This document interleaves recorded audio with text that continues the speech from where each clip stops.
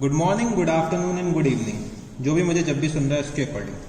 तो बच्चे आज हम लोग अपने लेक्चर नंबर 5 पे आ चुके हैं और हम लोग क्या पढ़ रहे थे, financial statements of a not for profit organisation. तो हम लोग एनपीओ पढ़ रहे हैं। तो लास्ट क्लास तक हम लोगों ने बहुत सारे क्वेश्चंस एनपीओ के सॉल्व करे हैं। तो मैं आज लास्ट क्लास को कंटिन्यू ही करना चाहता हूं और जो मेरा लेक्चर 5 है वो बच्चे आज लास्ट क्लास है एनपीओ की। तो मैं कुछ और क्वेश्चंस आपको सॉल्व कराना चाहता हूं। तो चलो क्वेश्चन नंबर 36 पे आते हैं हम लोग। क्या दे रखा हुआ है, beer bar club was registered in a city and the accountant prepare the following receipt and payment account for the year ended 31 March 2018 and showed as a deficit of ₹14,520। तो बच्चे डेफिसिट जो दे रखा हुआ है वो रिसिप्ट एंड पेमेंट अकाउंट में आ गया। तो ये मेरे लिए क्या हो गया, एक क्वेश्चन मार्क हो गया, पता नहीं क्यों deficit receipt and payment account में आ रहा है। फिर मैंने कहा चलो अच्छा और क्वेश्चन पढ़ के देखते हैं। तो रिसिप्ट साइड में क्या दे रखा है, subscriptions 62,130 rupees, fare receipt 7,200 rupees, variety show receipt 12,810, interest 690 rupees, bar collection 22,350, excess cash spend ₹1,000, deficit 14,520। उसके बाद क्या दे रखा है, premises 30,000 rupees, honorarium to secretary कितना 12,000 rupees, rent 2,400 rupees, rate and taxes 3,780, printing and stationery 1,410, sundry expenses 5,350, wages 2,520, fare expenses 7,170, bar purchases payment 17,310, repair 960 rupees, new car less proceeds of old car ₹9,000 कितना 37,800 rupees. फिर कुछ additional information भी हमें दे रखी हुई है question में। तो कैश इन हैंड का ओपनिंग बैलेंस क्या दे रखा है 450 रुपीज, और बच्चे क्लोजिंग में मेरे को कुछ भी नहीं दे रखा है, मतलब क्लोजिंग में मेरे पास कैश है ही नहीं, क्योंकि यहाँ पे डैश दे रखा है। अगर क्वेश्चन मार्क दे रखा होता तो बच्चे मेरे को कैश फाइंड आउट करना पड़ता। फिर क्या है, bank balances as per passbook के हिसाब से बैंक बैलेंस दे रखा है कितना 24,690 और 10,440, check issued but not presented for sundry expenses 270 और 90 रुपीज। फिर आता है subscriptions due 3,600 2940, premises at cost 87,000 1,17,000 rupees. और क्या दे रखा है मेरे को, accumulated depreciation on premises 56,400 rupees, car at cost 36,570, और बच्चे क्लोजिंग में दे रखा है 46,800। एक्यूमुलेटेड डेप्रिसिएशन ऑन कार कितना है 30,870, बार स्टॉक तो ओपनिंग स्टॉक दे रखा है बार का और क्लोजिंग स्टॉक भी दे रखा है बार का। क्रेडिटर्स दे रखे हैं बार के कितने 1770 और 1290। और क्या दे रखा है कि cash excess spend represents honorarium to secretary not withdrawn due to cash deficit. His annual honorarium is ₹1,000, sorry 12,000। तो एनुअल ऑनरेरियम कितना दे रखा हुआ है 12,000 रुपीज एनुअल ऑनरेरियम दे रखा हुआ है। और क्या दे रखा है कि cash excess spend represents honorarium to secretary not withdrawn due to cash deficit, मतलब 12,000 रुपीज की सेक्रेटरी की क्या है ऑनरेरियम है। और बच्चे जो जब मैंने अपना रिसिप्ट एंड पेमेंट अकाउंट पढ़ा था तो उसमें कुछ दे रखा था एक्सेस कैश स्पेंड, मतलब 1,000 रुपीज ये है। ये 1,000 रुपीज अभी तक सेक्रेटरी को मिला नहीं है क्योंकि मेरे पास कैश की शॉर्टेज हो गई है। मेरे को 12,000 रुपीज पेमेंट करना था सेक्रेटरी को, बट बच्चे मेरे पास पैसा नहीं था, तो मैं अभी तक सिर्फ 11,000 रुपीज पे कर पाया हूँ। 1,000 रुपीज की अभी क्या हो गई है 1,000 रुपीज की शॉर्टेज हो गई है। फिर मैं आता हूं, depreciation on premises and car is to be provided at 5% and 20% on WDV written down value method. You are required to prepare the correct receipt and payment account, income and expenditure account and balance sheet on 31 March 2018। तो question हमसे क्या कह रहा है, आप receipt and payment account बनाइए, income and expenditure account बनाइए और बैलेंस शीट भी मेरे को बना के दिखा दीजिए। तो क्लोजिंग बैलेंस शीट के लिए मेरे को पता है कि मेरे को ओपनिंग बैलेंस शीट भी बनानी पड़ेगी। तो मतलब मेरे को रिसिप्ट एंड पेमेंट अकाउंट बनाना है, इनकम एंड एक्सपेंडिचर अकाउंट बनाना है, क्लोजिंग बैलेंस शीट बनानी है और बच्चे क्लोजिंग बैलेंस शीट के लिए ओपनिंग बैलेंस शीट भी बनानी होगी। तो चलो इस क्वेश्चन को अब हम लोग क्या करते हैं, शुरू करते हैं। तो सबसे पहले मेरे को क्या बनाना होगा, रिसिप्ट एंड पेमेंट अकाउंट। तो मैंने यहां लिखा receipt and payment account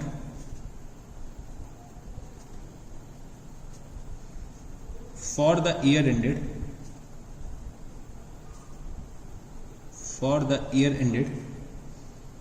31st March 2018, for the year ended 31st March 2018। और बच्चे मेरे साथ आप लोग भी फॉर्मेट ड्रॉ कर लीजिए।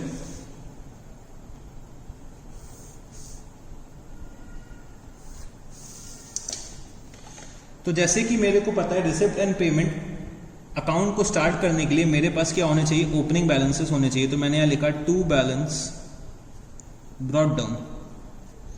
तो कैश का बैलेंस जो मेरे को दे रखा है वो कितना है, 450 रुपीज।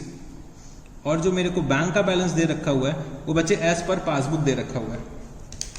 बैंक का जो बैलेंस दे रखा है मेरे को क्या दे रखा है, एज पर पासबुक दे रखा है। और मेरे को क्या चाहिए, एज पर कैश बुक चाहिए। और मेरे को एक आइटम दे रखा है कि check issued but not presented for sundry expenses. मतलब 270 रुपीज की मैंने चेक इशू कर दी है बट अभी तक बैंक में प्रेजेंट नहीं हुई है पेमेंट के लिए। मतलब मैंने अपना कैश का जो पेमेंट साइड है वहां पे लिख दिया होगा 270 रुपीज। ठीक है, 270 रुपीज मैंने लिख दिया होगा अपने कैश बुक के पेमेंट साइड पर।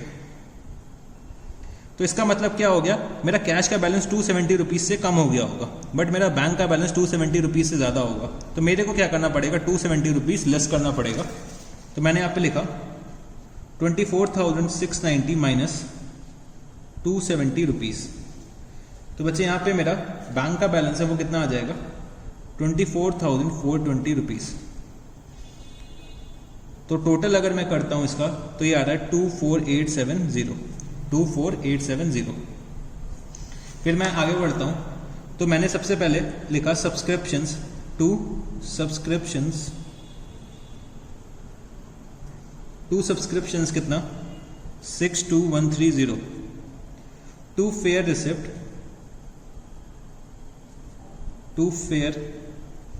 Receipt 7,200 rupees. To variety show receipts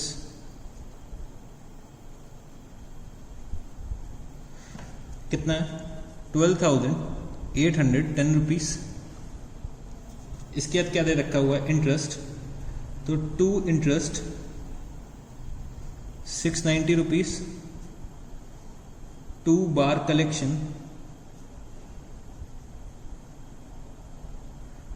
collection कितना 22,350 रुपीज। उसके दे रखा है एक्सेस कैश स्पेंट। तो वो मेरा रिसिप्ट साइड में तो नहीं आ सकता। फिर मैं आता हूं अपना पेमेंट साइड पर। तो पेमेंट साइड में सबसे पहले मैंने लिखा बाय प्रेमाइसिस 30,000 रुपीज। फिर honorarium to secretary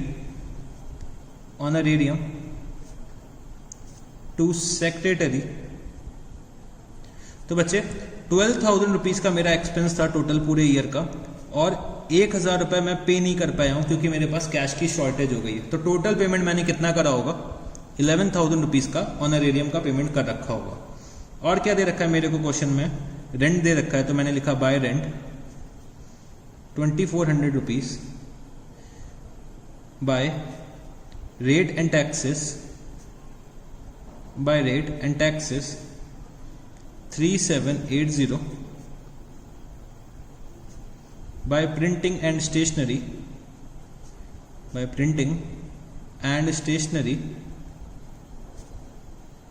1,410 by sundry expenses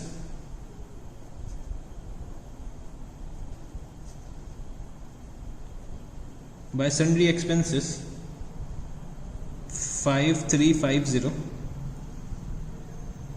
by wages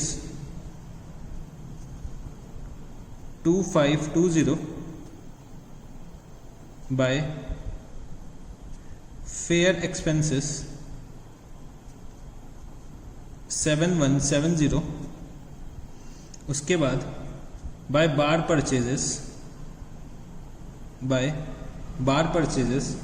17,310 फिर मैंने कुछ रिपेयर करवा रखा है, तो बाय रिपेयर 960 रुपीज़। फिर बच्चे मैंने एक नई कार परचेज करी, तो new car less proceeds of old car. तो जो मैंने ओल्ड कार को सेल करा होगा तो मेरे को कितना रिसीव हुआ होगा, तो वो मेरे को रिसिप्ट साइड पे लिखना होगा, to sale of old car. तो बच्चे मैंने ओल्ड कार को सेल कितने पे करा है, 9000 रुपीज़ पे करा है। और बच्चे मैंने नेट में पेमेंट करा है, मतलब तो जो मैं कार परचेज करके लाया हूँ बाय कार न्यू, तो नेट पे मैंने पेमेंट कितना करा है, 37,800 का पेमेंट करा है। तो अगर मैं इसमें 9000 रुपीज़ मैं ऐड कर दूँ तो मेरे को पता चल जाएगा मैंने न्यू कार के लिए कितना पेमेंट करना चाहिए, कितना होना चाहिए। तो मैंने यहाँ लिखा 37,800 प्लस 9000 कितना हो जाएगा, 46,800 रुपीज़ हो जाएगा। तो बच्चे मैंने अपने सारे के सारे रिसिप्ट्स और पेमेंट लिख लिए। फिर मैंने यहाँ पे लिखा बाय बैलेंस कैरीड डाउन, और मेरे को कैश का बैलेंस नहीं दे रखा हुआ है, मतलब कैश का बैलेंस क्या है, 0 है। तो जो भी बैलेंस होगा वो किसका होगा, बैंक का होना चाहिए। बैंक का जो बैलेंस है वो एज पर पासबुक दे रखा है, तो एज पर पासबुक कितना दे रखा है, 10440। इसमें से मैं अगर 90 रुपीज़ लेस कर देता हूँ तो बैलेंस एज पर कैश बुक मेरे को पता चल जाएगा, वो कितना आ रहा है, 10350। 10350। तो बच्चे मैंने सारे के सारे items receipt and payment side में रिकॉर्ड कर लिए, रिसिप्ट एंड पेमेंट साइड में सब रिकॉर्ड कर लिया। तो मेरा जो रिसिप्ट एंड पेमेंट साइड का जो टोटल है वो मैच होना चाहिए। तो अगर मैं रिसिप्ट साइड का टोटल करता हूं तो बच्चे रिसिप्ट साइड का जो टोटल आ रहा है वो कितना आ रहा है, 139,050। पेमेंट साइड का भी मैं अगर टोटल करता हूं तो पेमेंट साइड का टोटल कितना आ रहा है, तो बच्चे पेमेंट साइड का टोटल भी मैच हो रहा है मेरा, 139,050। मतलब मैंने अपना रिसिप्ट एंड पेमेंट अकाउंट बिल्कुल सही बना रखा है। अब मैं आता हूं अपने इनकम एंड एक्सपेंडिचर अकाउंट में। तो चलो अब हम लोग इनकम एंड एक्सपेंडिचर अकाउंट को शुरू करते हैं। तो मैंने यहाँ लिखा income and expenditure account, income and expenditure account for the year ended 31st March 2018। Income and expenditure account for the year ended 31st March 2018। तो चलो इनकम एंड एक्सपेंडिचर अकाउंट भी बनाता। तो सबसे पहले मैं शुरू करता हूं अपने रिसिप्ट साइड से, मतलब अपने इनकम साइड से। तो सबसे पहले मैंने यहां पे लिखा सब्सक्रिप्शन, तो बाय सब्सक्रिप्शन, तो मेरे को सब्सक्रिप्शन जो रिसीव हुआ है वो कितना है, 62130। इसमें मैं क्या ऐड करूंगा और इसमें क्या मैं लेस करूंगा। तो मेरे को एक दे रखा है सब्सक्रिप्शन ड्यू। तो बच्चे जो आउटस्टैंडिंग एट बिगनिंग होगा वो मैंने करंट ईयर में पे कर रखा होगा, तो वो सब्सक्रिप्शन क्या होगा, लास्ट ईयर का होगा। तो लास्ट ईयर की इनकम को मेरे को माइनस करना पड़ेगा, तो आउटस्टैंडिंग एट बिगनिंग। तो आउटस्टैंडिंग एट बिगनिंग कितना दे रखा है, 3600 रुपीज़। और बच्चे आउटस्टैंडिंग एट एंड क्या होगा, मेरा करंट ईयर की इनकम है जो अभी तक रिसीव नहीं हुई है। तो आउटस्टैंडिंग एट एंड को मैंने क्या करा, ऐड करा, कितना, 2940 मैंने ऐड करा। तो ये कितना टोटल हो जाएगा, मेरा सब्सक्रिप्शन की इनकम कितनी आएगी, 61470। फिर दे रखा है फेयर रिसिप्ट, तो मैंने लिखा bye fair receipt. Fair receipt कितनी दे रखी हुई है, 7200 रुपीज़। और बच्चे कुछ एक्सपेंसेस भी दे रखे हैं फेयर के, तो मैंने यहाँ लिखा fair expenses minus fair expenses कितना, 7170। तो जो मेरी फेयर की इनकम है वो कितनी आएगी, 30 रुपीज़ की मेरी इनकम आ गई है। फिर दे रखा है वैरायटी शो रिसिप्ट्स, वो मेरे को नेट करके दे दिया। तो वैरायटी शो से मेरे को क्या इनकम हो रही है, 12,810 रुपीज़ की इनकम हो रही है मेरे को, कहाँ से, वैरायटी शो से। फिर इंटरेस्ट मेरे को कुछ रिसीव हुआ है, तो मैंने यहाँ लिखा बाय इंटरेस्ट 690 रुपीज़। फिर बच्चे बार कलेक्शन जो दे रखा हुआ है उसके लिए मेरे को एक बार का अलग से ट्रेडिंग अकाउंट बनाना पड़ेगा, क्योंकि मेरे को बार की परचेजेस भी दे रखी हुई हैं, बार का ओपनिंग स्टॉक भी दे रखा है, बार का क्लोजिंग स्टॉक भी दे रखा है। तो बार का जो कैलकुलेशन है वो मैं बाद में करता हूँ। उसके बाद क्या दे रखा है, sale proceeds of old car, तो इसको भी मैं बाद में डील करता हूँ। फिर मैं अपने पेमेंट साइड पे आता हूँ। तो पेमेंट साइड में क्या क्या दे रखा हुआ है उसको पहले मैं लिख लेता हूँ। तो सबसे पहले मैंने लिखा to honorarium, to honorarium to honorarium कितना 12,000 रुपीज़ का मेरा एक्सपेंस था, तो मैंने यहाँ लिखा टू ऑनरेरियम टू सेक्रेटरी। फिर मैंने यहाँ पे लिखा टू रेंट, रेंट मेरा कितना है 2,400 रुपीज़ का रेंट है। फिर मैंने यहाँ पे लिखा rates and taxes 3780 to printing and stationery, to printing and stationery 1410 to sundry expenses, to sundry expenses 5350 to wages 2520। फिर मैंने फेयर के एक्सपेंसेस मैं ले चुका हूँ, बार के परचेजेस के लिए मेरे को अकाउंट बनाना पड़ेगा। इसके बाद मैंने लिखा टू रिपेयर्स, टू रिपेयर्स कितना 960 रुपीज़। तो 960 रुपीज़ की मैंने क्या लिखा यहाँ पे, रिपेयर्स के बारे में भी लिख लिया। फिर मैंने क्या करा है, कार को सेल करा है। तो बच्चे मेरी कार की वैल्यू क्या है, पहले ये मेरे को असर्टन करनी पड़ेगी। तो अगर मैं कार की वैल्यू निकालना चाहूँ तो मेरी कार की वैल्यू कितनी आएगी 36,570 माइनस 30,870 जो कार पे डेप्रिसिएशन हम लगा चुके हैं। तो 30,870 अगर मैं माइनस करता हूँ तो बच्चे मेरी कार की वैल्यू कितनी है 5,700 रुपीज़ की कार की वैल्यू है। और बच्चे मैंने सेल कितने पे करी है कार को, 9,000 रुपीज़ में कार को सेल करा है। तो बच्चे कार की सेल से मेरे को क्या हुआ, प्रॉफिट हुआ है। तो मैंने यहाँ लिखा by profit on sale of car. तो मैं यहाँ पे क्या लिख सकता हूँ, 9,000 रुपीज़ की सेल है और बच्चे 5,700 रुपीज़ की मेरी कॉस्ट है, तो 3,300 रुपीज़ का मेरा प्रॉफिट आ जाएगा। क्या, profit on sale of car. ठीक है। फिर अब मेरे को क्या करना पड़ेगा, एक बार का ट्रेडिंग अकाउंट बनाना पड़ेगा और बच्चे क्रेडिटर्स का एक अकाउंट बनाना पड़ेगा। तो मैं आता हूँ वर्किंग नोट पे। मैंने यहाँ पे लिखा वर्किंग नोट और वर्किंग नोट नंबर 1। तो मैंने यहाँ लिखा ट्रेडिंग अकाउंट। ट्रेडिंग अकाउंट किसका बना रहा हूँ मैं, बार का बना रहा हूँ। तो यहाँ पे मैंने छोटा सा एक ट्रेडिंग अकाउंट बनाया। यहाँ पे लिखा क्या, to opening stock. Opening stock कितना दे रखा हुआ है बार का, तो 2130 और क्लोजिंग स्टॉक दे रखा है by closing stock. Closing stock bar का कितना दे रखा हुआ है 2610। मेरे को एक क्रेडिटर्स का भी अकाउंट बनाना पड़ेगा। तो मैंने यहाँ लिखा creditors for bar purchases, creditors for bar purchases, creditors for bar purchases. मैंने यहाँ लिखा by balance brought down, by balance brought down. कितने के क्रेडिटर्स है मेरे पास 1770 और टू बैलेंस कैरीड डाउन। तो क्लोजिंग के क्रेडिटर्स मेरे पास कितने हैं 1290। और बच्चे मैंने क्रेडिटर्स को पेमेंट कितना कर रखा हुआ है, तो पेमेंट मेरे को रिसिप्ट एंड पेमेंट अकाउंट से मिल जाएगा। मैंने पेमेंट जो करा है वो कितना करा है 17,310 रुपीज़ का पेमेंट करा है।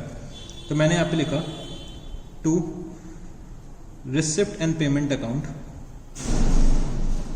To receipt and payment account. कितने का पेमेंट करा है मैंने 17,310 रुपीज़ का पेमेंट करा है। तो बच्चे ये मेरी क्या आ जाएगी, परचेजेस आ जाएगी। तो मैंने यहाँ लिखा बाय परचेजेस। और बच्चे परचेजेस को मैं कैसे निकाल रहा हूँ, एज अ बैलेंसिंग फिगर मैं कैलकुलेट कर रहा हूँ। तो मैंने क्या करा, डेबिट का टोटल करा। डेबिट का टोटल मेरा जो आ रहा है 17,310 प्लस 1290, ये कितना आ रहा है 18,600 का आ रहा है। और इसमें से अगर मैं माइनस करता हूँ 1770, तो 16,830 की मेरी क्या आ जाएगी, परचेजेस आ जाएंगी 16,830। तो ये परचेजेस जो हैं वो मैं कहाँ पे लिख दूंगा, अपने ट्रेडिंग अकाउंट में। तो यहाँ पे लिखा मैंने टू परचेजेस 16,830। फिर बच्चे मेरे को बार से कलेक्शन क्या हुआ है, तो मैंने यहाँ पे लिखा बाय बार कलेक्शन, बाय बार कलेक्शन 22,350 रुपीज़ का मेरे को बार से कलेक्शन हुआ है। तो वो भी मैंने यहाँ पे लिख दिया। फिर मैंने अपने ट्रेडिंग अकाउंट का टोटल करा। तो ये ट्रेडिंग अकाउंट का अगर मैं टोटल करता हूँ तो कितना आएगा, तो ये आ रहा है 24,960। तो ये भी 24,960 होना चाहिए। अगर मैं इसमें से माइनस करता हूँ ओपनिंग स्टॉक, और परचेजेस, तो बच्चे जो 6,000 रुपीज़ का बैलेंस आता है वो मेरा क्या हो जाएगा, प्रॉफिट हो जाएगा अपने बार की एक्टिविटीज से जो मैंने प्रॉफिट अर्न करा है। तो टू प्रॉफिट ऑन बार, ठीक है, जो मैं बार रन कर रहा हूँ तो बार की एक्टिविटी से मेरे को 6,000 रुपीज़ का प्रॉफिट हुआ है। तो मैंने यहाँ पे लिखा अपने इनकम एंड एक्सपेंडिचर अकाउंट में, इनकम एंड एक्सपेंडिचर अकाउंट में मैं क्या लिखूंगा, बाय प्रॉफिट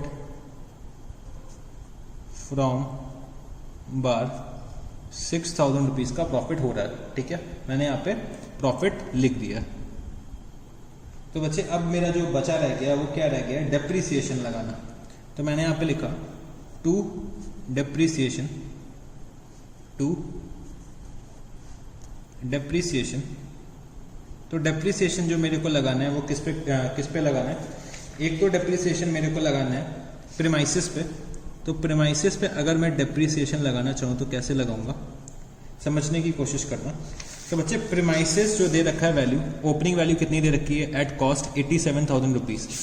87,000 रुपीज़ में एक्यूमुलेटेड डेप्रीसिएशन कितना दे रखा है, 56,400 रुपीज़ का। अगर मैं नेट कॉस्ट देखूँ तो नेट कॉस्ट कितनी आ जाएगी, 87,000 माइनस 56,400 रुपीज़। तो 30,600 पे मेरे को क्या करना होगा, 5% का ये डेप्रीसिएशन लगाना पड़ेगा। और बच्चे मैंने जो प्रीमाइसिस परचेज करी है 30,000 रुपीज़ की परचेज करी है, तो 30,000 रुपीज़ पे मेरे को डेप्रीसिएशन लगाना पड़ेगा 5% का, क्योंकि क्वेश्चन में क्या दे रखा है 5% पे लगाना है, 5% पर एनम नहीं लिखा है। तो मतलब मेरे को 5% पूरे साल पे लगाना होगा। तो समझ रहे हैं, तो 30,600 मेरा क्या था, ओपनिंग बैलेंस था, उस पर मैं 5% लगाऊंगा, ठीक, एक तो वो हो गया। प्लस मैंने जो 30,000 रुपीज़ की एक्स्ट्रा परचेज कर रखी है, मतलब ड्यूरिंग द ईयर मैंने जो प्रीमाइसिस परचेज कर रखी है उस पर भी मैं 5% लगाऊंगा। तो अगर मैं कैलकुलेट करता हूँ तो कितना आएगा, 30,600 का 5% आ रहा है 1530, और इस पे आएगा 1500। तो टोटल डेप्रीसिएशन जो बनेगा मेरा प्रीमाइसिस पे वो कितना बनेगा, 3030 मेरा प्रीमाइसिस पे डेप्रीसिएशन बनेगा। और बच्चे अगर मैं कार पे डेप्रीसिएशन कैलकुलेट करता हूँ तो कार पे जो डेप्रीसिएशन आएगा वो कितने का आएगा, कार मैंने परचेज कितने पे करी है, 46,800 पे परचेज करी है, और इसका मैं क्या करूँगा 20% निकाल दूंगा। तो 46,800 का अगर मैं 20% निकालता हूँ तो ये आता है 9360। तो टोटल डेप्रीसिएशन मेरा कितना हो जाएगा, 12,390 रुपीज़ का मेरा टोटल डेप्रीसिएशन हो जाएगा। तो बच्चे मैंने अपने सारे के सारे items income and expenditure account में रिकॉर्ड कर लिया। तो मैंने क्या देखा कि मेरे को लगता है कि मेरा जो इनकम साइड का टोटल है वो ज़्यादा होगा और एक्सपेंडिचर साइड का जो टोटल है वो कम होगा, मतलब मेरे को लगता है सरप्लस आना चाहिए। तो मैंने पहले क्या करा, इनकम साइड का टोटल करा। तो इनकम साइड का अगर मैं टोटल करता हूं तो कितना आएगा, अगर मैं इनकम साइड का टोटल करता हूं तो कितना आएगा, तो इनकम साइड का टोटल आ रहा है 84,300। 84,300 से सारे के सारे मैं अपने एक्सपेंडिचर माइनस करूंगा। तो एक्सपेंडिचर में अगर माइनस करता हूं तो कितना आएगा, मेरा सरप्लस क्या आना चाहिए, तो सरप्लस मेरा जो आ रहा है वो कितना है 43,490। तो मैंने यहां लिखा to surplus transfer to capital fund, to surplus transfer to capital fund. अब बच्चे मेरे को क्लोजिंग बैलेंस शीट बनाने के लिए पहले मेरे को क्या करना पड़ेगा, ओपनिंग बैलेंस शीट बनानी पड़ेगी। तो मैंने यहां लिखा balance sheet as at, balance sheet as at 31 March, या मैं कह सकता हूं 31 मार्च, या फिर मैं कह सकता हूं 1 अप्रैल 2017, ठीक है। बैलेंस शीट एज एट 1 अप्रैल 2017। तो मैं क्या कर रहा हूँ, ओपनिंग बैलेंस शीट बना रहा हूँ। तो ओपनिंग बैलेंस शीट बनाने के लिए सबसे पहले मेरे जो फिगर्स दे रखी हैं, तो प्रीमाइसिस की दे रखी है, प्रीमाइसिस। तो प्रीमाइसिस की क्या कॉस्ट है, 87,000 रुपीज़। कार है मेरे पास 36,570। कुछ बार स्टॉक है, बार का कितना स्टॉक है 2130। सब्सक्रिप्शन सब्सक्रिप्शन कुछ ड्यू है, वो कितनी है 3600, और कैश कितना है मेरे पास, कैश दे रखा हुआ है 450 रुपीज़, और बच्चे जो बैंक का बैलेंस है वो कितना है 24420, ठीक है। फिर मैंने यहाँ पे अपने लाइबिलिटी साइड में लिखा क्रेडिटर्स दे रखे हैं मेरे को, तो क्रेडिटर्स फॉर बार, क्रेडिटर्स का क्या बैलेंस है 1770। फिर एक्यूमुलेटेड डेप्रिसिएशन है, तो एक्यूमुलेटेड डेप्रिसिएशन, अच्छा मैं एक्यूमुलेटेड डेप्रिसिएशन को चाहे तो माइनस करके भी दिखा सकता था अपने एसेट से, चाहे तो मैं लाइबिलिटी साइड पे भी दिखा सकता हूँ। तो मैंने यहाँ लिखा प्रीमाइसेस, तो प्रीमाइसेस का जो डेप्रिसिएशन है वो कितना है 56,400 रुपीज़ का डेप्रिसिएशन है। कार का जो दे रखा हुआ है वो कितना है 30870। तो अगर मैं टोटल एक्यूमुलेटेड डेप्रिसिएशन निकालूं तो कितना आएगा 87270। तो बच्चे मैं अपने एसेट साइड का टोटल करता हूँ और इसको मैं लाइबिलिटी साइड से माइनस करता हूँ, तो यहाँ पे बच्चे जो निकल के आएगा वो क्या आएगा, कैपिटल फंड मेरा आएगा, और ये एज अ बैलेंसिंग फिगर मैं निकाल रहा हूँ।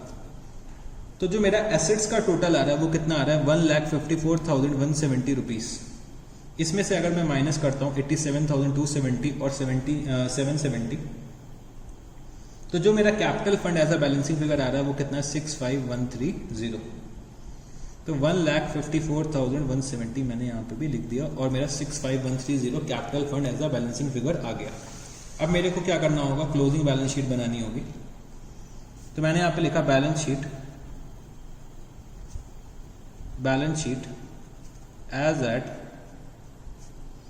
31 March 2018, balance sheet as at 31 March 2018। तो चलो बच्चे बैलेंस शीट बना के देखते हैं।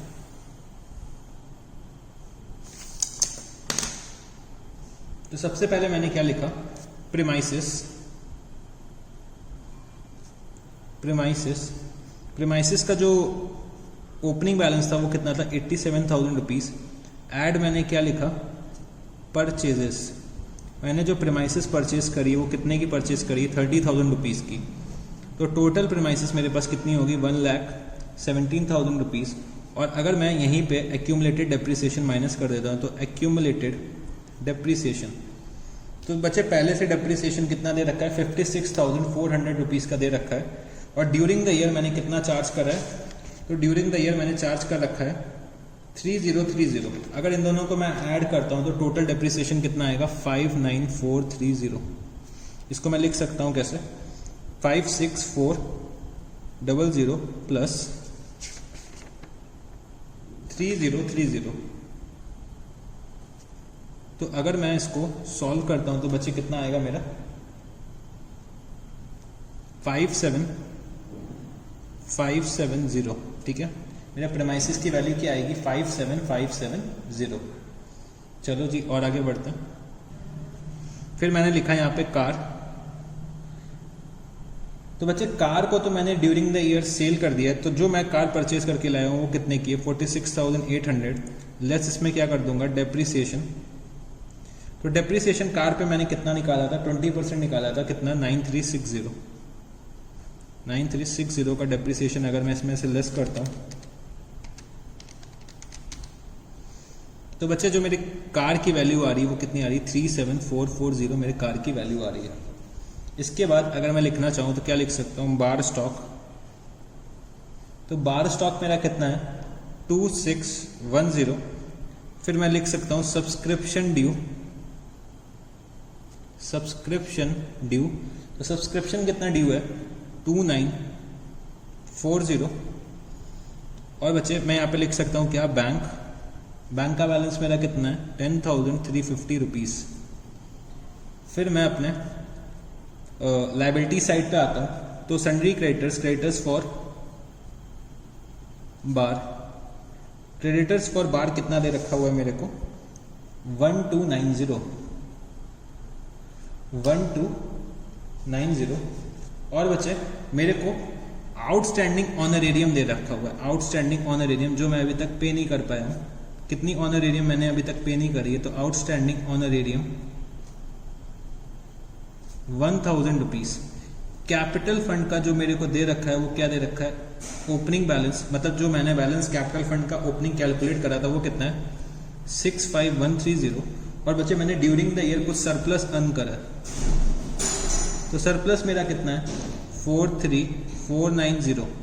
इसको मैं अगर ऐड करता हूँ तो ये कितना आएगा, ये आ जाएगा बच्चे 108620। तो बच्चे सिर्फ इतने ही आइटम्स है जो मेरे बैलेंस शीट में आएंगे। तो अगर मैं टोटल करता हूँ अपने लाइबिलिटी साइड का, तो लाइबिलिटी साइड का जो टोटल आ रहा है वो कितना आ रहा है 110910। और बच्चे जो एसेट साइड का टोटल आ रहा है वो कितना आ रहा है, तो एसेट साइड का अगर मैं टोटल करूँ तो एसेट साइड का टोटल आ रहा है 110910। मेरे लाइबिलिटीज और एसेट साइड का टोटल मैच हो गया, मतलब मैंने पूरा का पूरा क्वेश्चन सही कर रखा है। ठीक है, तो हम लोगों ने यहाँ पे क्वेश्चन नंबर 36 को पूरी तरह से डिस्कस कर लिए। तो चलो बच्चे अब हम लोग एक नेक्स्ट क्वेश्चन पे चलते हैं। अब हम लोग जो क्वेश्चन करने जा रहे हैं वो है क्वेश्चन नंबर 32। तो चलो बच्चे 32 क्वेश्चन नंबर आप लोग ओपन कर लीजिए, फिर हम लोग डिस्कशन इसका शुरू करते हैं।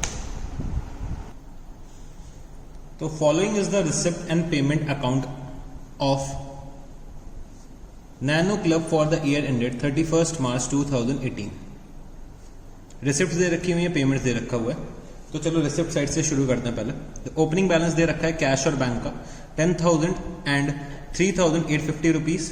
तो टोटल कितना हो जाएगा 13,850 rupees. Subscription received 2,02,750। Entrance donation 1 lakh rupees. Interest received 58,000 rupees. Sale of fixed assets 8,000 rupees. Miscellaneous income 9,000 rupees. Receipts at coffee room 10,70,000 rupees. Wines and spirits 10,000 rupees. Swimming pool 80,000 rupees. Tennis court 1,02,000 rupees. फिर payments क्या दे रखी हुई हैं, salaries 1,20,000 rupees. Creditors 15,20,000 rupees. Printing and stationery 70,000 rupees. Postage 40,000 rupees, telephone and fax 52,000 rupees, repairs and maintenance 48,000 rupees, glass and table linen 12,000 rupees, crockery and cutlery 14,000 rupees, garden upkeep 8,000 rupees, membership fees 4,000 rupees, insurance 5,000 rupees, electricity 28,000 rupees। और बच्चे ये क्या होगा, opening नहीं होगा, ये closing balance होगा। ठीक है, क्लोजिंग बैलेंस कैश का 8,000 रुपीज़ और बैंक का 2,24,600 रुपीज़। तो टोटल कितना हो गया 2,32,600 रुपीज़ हो गया। फिर कुछ एडिशनल इन्फॉर्मेशन भी दे रखी हुई है, चलो उसको भी रीड आउट करता हूँ। तो following additional information is provided to you. Assets and liabilities as on 31 March 2017 were as follows. Fixed assets 5 lakh rupees. Stock 3,80,000 rupees, investment in 12% government securities 5 lakh rupees, outstanding subscription 12,000 rupees, gratuity fund 1,50,000 rupees, prepaid insurance 1,000 rupees, sundry creditors 1,12,000 rupees, subscription received in advance 15,000 rupees, entrance donation received pending membership 1 lakh rupees। उसके बाद क्या दे रखा है, Subscription received in advance as on 31st March 2018 was rupees 18,000. Outstanding subscription as on 31st March 2018 was rupees 7,000. Outstanding expenses as on 31st March 2018 are salaries rupees 8,000, electricity rupees 15,000. फिर क्या दे रखा है कि 50% of entrance donation was to be capitalized. There was no pending membership as on 31st March 2018. The cost of assets sold as on 1st April 2017 was rupees 10,000. फिर दे रखा है depreciation was provided at the rate of 10% per annum on fixed assets on written down value basis. A sum of rupees 20,000 received in October 2017 as entrance donation from an applicant was to be refunded as he has not fulfilled the requisite membership qualification. The refund was made on 3rd June 2018. तो ये हो जाएगा 2018। और क्या दे रखा है, purchases made during the year 2017-18 amounted to rupees 15 lakh. Value of closing stock as on 31st March 2018 was rupees 2,10,000 rupees. The club, as a matter of policy, charges off to income and expenditure account all purchases made on account of crockery, cutlery, glass and linen in the year of purchase. You are required to prepare income and expenditure account for the year ended 31st March 2018, balance sheet as on 31st March 2018. तो बच्चे मेरे को receipt and payment account दे दिया है, कुछ additional information दे दी है और मेरे से क्या बोल रहा है क्वेश्चन की इनकम एंड एक्सपेंडिचर अकाउंट बना दो और मेरे को क्लोजिंग बैलेंस शीट भी बना के दिखा दो। तो क्लोजिंग बैलेंस शीट के लिए मेरे को पता है कि ओपनिंग बैलेंस शीट भी मेरे को बनाना पड़ेगा, जिससे कि मेरे को कैपिटल फंड का फिगर पता चल सके। और क्वेश्चन में बहुत सारे एडजस्टमेंट्स दे रखे हुए हैं। एडजस्टमेंट्स की अगर मैं बात करूं तो क्या क्या दे रखा है, तो सबसे पहले मैंने देखा कि कुछ सब्सक्रिप्शंस में एडजस्टमेंट्स दे रखे हैं। तो मैंने क्या करा, सब्सक्रिप्शन में एडजस्टमेंट मार्क कर लिया कि मेरे को सब्सक्रिप्शन में करना है। एंट्रेंस डोनेशन में भी मेरे को एक एडजस्टमेंट करना है। इंटरेस्ट रिसीव्ड में भी मेरे को एडजस्टमेंट करना पड़ेगा, क्योंकि इन्वेस्टमेंट हमने किस पे कर रखा है, 12% गवर्नमेंट सिक्योरिटीज पे कर रखा है। तो इंटरेस्ट रिसीव्ड में भी मेरे को एक एडजस्टमेंट करना होगा। और क्या, सेल ऑफ फिक्स्ड एसेट्स है, तो सेल ऑफ फिक्स्ड एसेट्स को देखते हुए मेरे को कुछ ना कुछ इनकम एंड एक्सपेंडिचर अकाउंट के लिए मेरे को कुछ ना कुछ प्रॉफिट या लॉस ऑन सेल निकालना पड़ेगा। तो मैंने यहाँ पे इसको भी टिक मार्क कर लिया।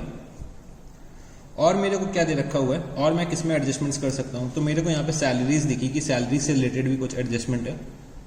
कुछ इलेक्ट्रिसिटी का जो एक्सपेंस है उससे रिलेटेड भी कुछ एडजस्टमेंट है। इंश्योरेंस से रिलेटेड भी कुछ एडजस्टमेंट दे रखा हुआ है।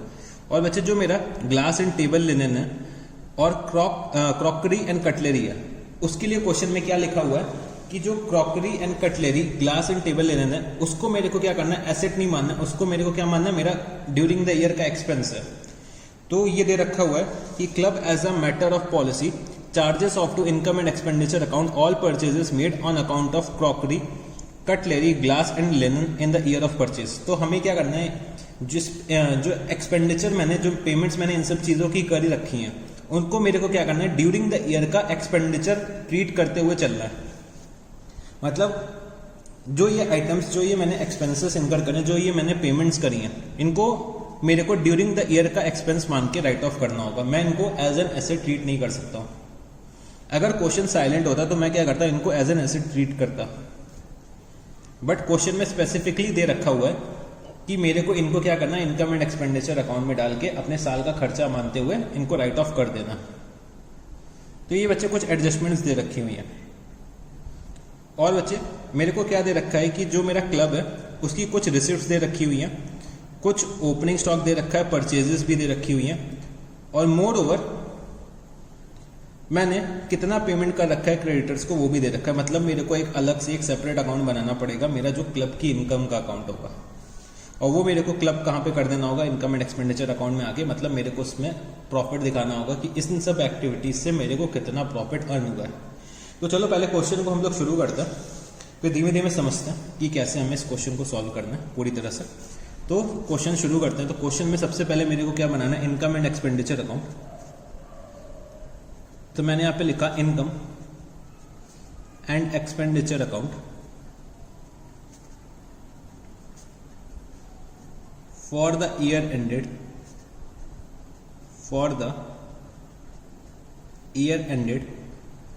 31st March 2018, for the year ended 31st March 2018। तो मेरे को क्या बनाना है, इनकम एंड एक्सपेंडिचर अकाउंट बनाना है। तो चलो बच्चे शुरू करते हैं। तो सबसे पहले आप लोग क्या करो, फॉर्मेट बना लो। चलो जी, तो इनकम एंड एक्सपेंडिचर अकाउंट। तो सबसे पहले मैं क्या करता हूँ, रिसिप्ट साइड से शुरू करता हूँ। तो मेरे को दे रखा है सब्सक्रिप्शन रिसीव दे रखा है, तो मैंने यहाँ लिखा बाय सब्सक्रिप्शन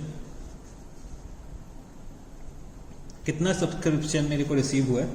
तो बच्चे 2,02,750 रुपीज़ का मेरे को subscription during the year receive हुआ है। अगर मैं इसमें ऐड कर देता हूँ, इसमें ऐड क्या कर देता हूँ, जो मेरे को आउटस्टैंडिंग सब्सक्रिप्शन दे रखा हुआ है। आउटस्टैंडिंग सब्सक्रिप्शन मतलब मेरा लास्ट ईयर की इनकम थी बट मेरे को करंट ईयर में रिसीव हुई होगी। लास्ट ईयर की इनकम जो करंट ईयर में रिसीव हुई होगी, मतलब उसको मेरे को लेस करना होगा। तो मैंने यहाँ पे लिखा आउटस्टैंडिंग एट बिगनिंग। ठीक है, आउटस्टैंडिंग एट बिगनिंग सबसे पहले मेरे को दिखा तो मैंने क्या करा 12,000 रुपीज़ लेस करा। फिर सब्सक्रिप्शन रिसीव्ड इन एडवांस, मतलब करंट ईयर की इनकम मेरे को लास्ट ईयर में रिसीव हो गई होगी, तो मैंने यहाँ पे लिखा एडवांस एट बिगनिंग, कितना 15,000 रुपीज़। फिर मेरे को दे रखा है कि subscription received in advance as on 31 March 2018, मतलब मेरे को नेक्स्ट ईयर की इनकम करंट ईयर में रिसीव हो गई, तो वो मेरे को क्या करना पड़ेगा, लेस करना पड़ेगा। तो मैंने यहाँ पे लिखा एडवांस एट एंड कितना 18,000 रुपीज़, और बच्चे मैं ऐड कर दूंगा आउटस्टैंडिंग एट एंड कितना 7,000 रुपीज़। तो अगर मैं नेट करके निकालता हूं तो मेरा कितना निकल के आएगा सब्सक्रिप्शन की इनकम 1,94,750 रुपीज़। इसके बाद क्या दे रखा है, एंट्रेंस डोनेशन। तो बच्चे एंट्रेंस डोनेशन के लिए एक नोट दे रखा हुआ है कि 50% of entrance donation was to be capitalized, there was no pending membership as on 31 March 2018। तो अगर मैं ओपनिंग बैलेंस शीट की अगर बात करूं तो entrance donation received pending membership.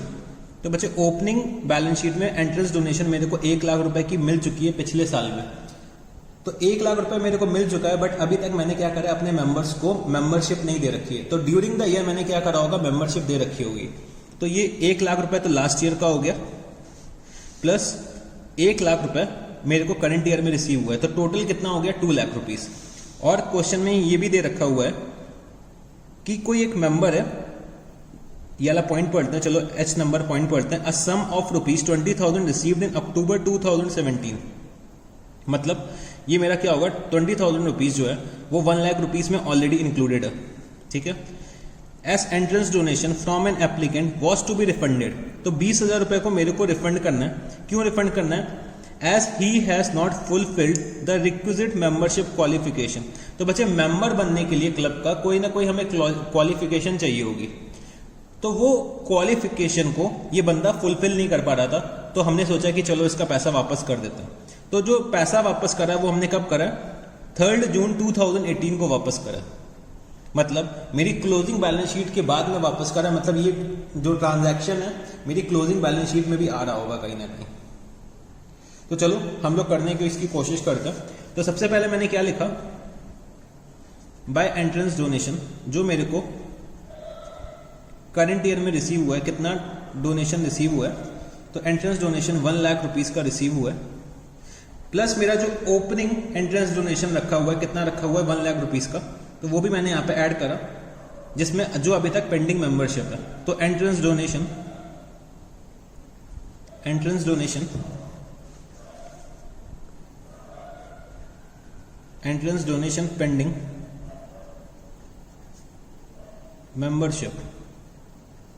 Pending membership कितना है 1 लाख रुपीज का डोनेशन है, जो मेरे को लास्ट ईयर में रिसीव हो गया था, बट अभी तक मैं मेंबरशिप उनको अलॉट नहीं कर पाया हूं। तो बच्चे मैंने इसको लास्ट ईयर की इनकम तो ट्रीट किया ही नहीं होगा। फिर इसमें से मेरे को क्या करना होगा, 2 लाख रुपीज मेरी जो टोटल इनकम है, इसमें से मेरे को 20,000 रुपीज रिफंड करना है एक एप्लीकेंट को जिसने मेरी मेंबरशिप क्वालिफिकेशन को सेटिस्फाई नहीं करा है। तो मैंने यहाँ लिखा रिफंड, तो रिफंड कितना है 20,000 रुपीज का रिफंड है। तो बच्चे 1,80,000 रुपीज की जो इनकम बची, उसमें से मेरे को 50% क्या करना है, कैपिटलाइज करना है। तो बच्चे 50% मैं रेवेन्यू में लेकर जा रहा हूँ, मतलब 90,000 रुपीज मैं यहाँ पे लिख दूंगा। 90% एंट्रेंस डोनेशन क्या होगी, मेरी इनकम होगी, और जो मेरा 90,000 रुपीज मेरा क्या होगा, इनकम होगा, और जो बचा 90,000 है वो मेरे को क्या करना है, कैपिटलाइज करना है। तो ये हो गया मेरा एंट्रेंस डोनेशन की बात। इसके बाद क्या दे रखा हुआ है, इंटरेस्ट रिसीव्ड, तो मैंने यहाँ लिखा बाय इंटरेस्ट। तो बच्चे इंटरेस्ट मेरे को रिसीव कितना हो रहा है, 58,000 रुपीज का इंटरेस्ट रिसीव हुआ है, ठीक है। अगर मैं बात करूं इन्वेस्टमेंट की, तो इन्वेस्टमेंट मैंने कितनी कर रखी है, 5 लाख रुपीज की कर रखी है। तो 5 लाख का अगर मैं 12% निकालता हूं तो कितना आएगा, 60,000 रुपीज आएगा। मेरे को रिसीव कितना हुआ, 58,000 रुपीज रिसीव हुआ है। तो मतलब मेरा अक्रूड इंटरेस्ट कितना होना चाहिए, 2,000 रुपीज का। मेरी इनकम जो 60,000 रुपीज है, तो मेरा अक्रूड इंटरेस्ट कितना होगा 2,000 रुपीज का। तो टोटल इनकम मेरी कितनी हुई, 60,000 रुपीज की मेरी इनकम हो गई है। इसके बाद मेरे को दे रखा हुआ है क्या, सेल ऑफ फिक्स्ड एसेट्स। तो बच्चे सेल ऑफ फिक्स्ड एसेट्स के लिए मैं बाद में देखता हूं कि मेरे फिक्स्ड एसेट्स की कॉस्ट क्या है। तो इसके बाद दे रखा है मिसलेनियस इनकम, तो मैंने यहाँ लिखा by miscellaneous income. Miscellaneous income मेरी कितनी है, 9,000 रुपीज़ की मेरी मिसलेनियस इनकम है, वो मैंने पहले यहाँ पे लिख दिया। फिर इसके बाद दे रखा है receipts at coffee room, wines and spirits, swimming pool, tennis court. तो ये बच्चे मेरे क्या है, क्लब की एक्टिविटीज है जिससे मैंने क्या करा है, कुछ ना कुछ प्रॉफिट कमाया। तो इसके लिए मैं क्या करता हूँ, एक वर्किंग नोट बनाता हूँ और थोड़ी सी कैलकुलेशन करने की कोशिश करता हूँ। तो चलो आप लोग भी वर्किंग नोट एक बनाइए, यहाँ पे working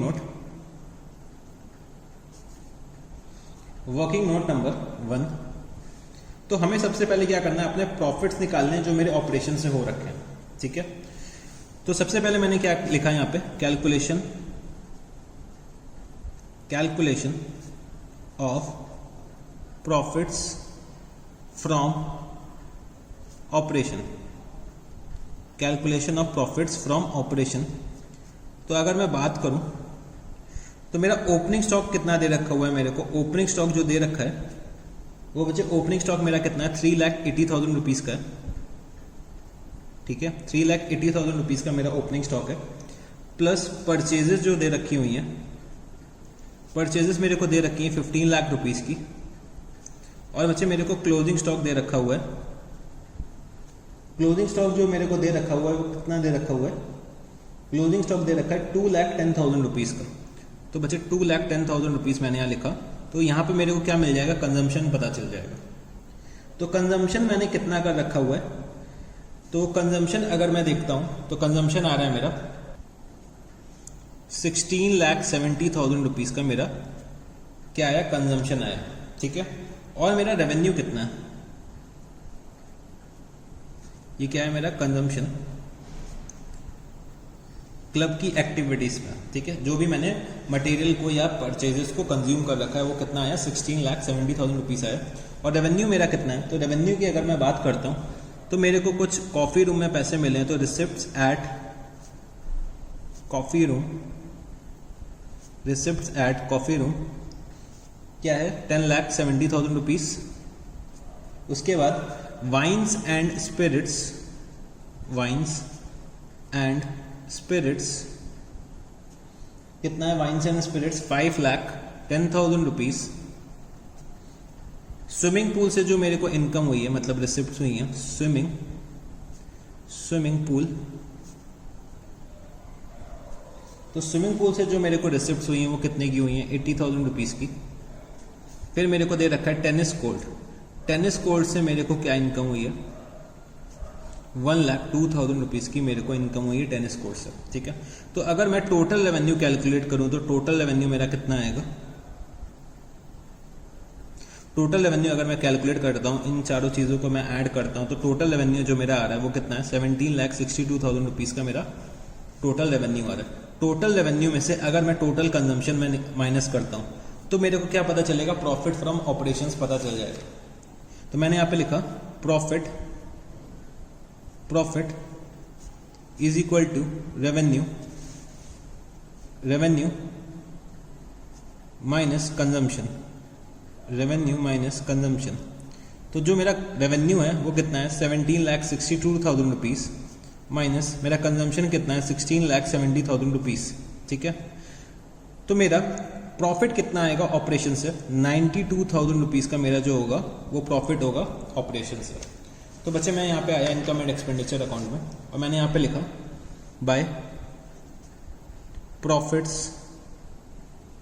from operations, by profits from operation, working note number 1। और मेरा प्रॉफिट कितना है, 92,000 रुपीज़ का मेरा प्रॉफिट है।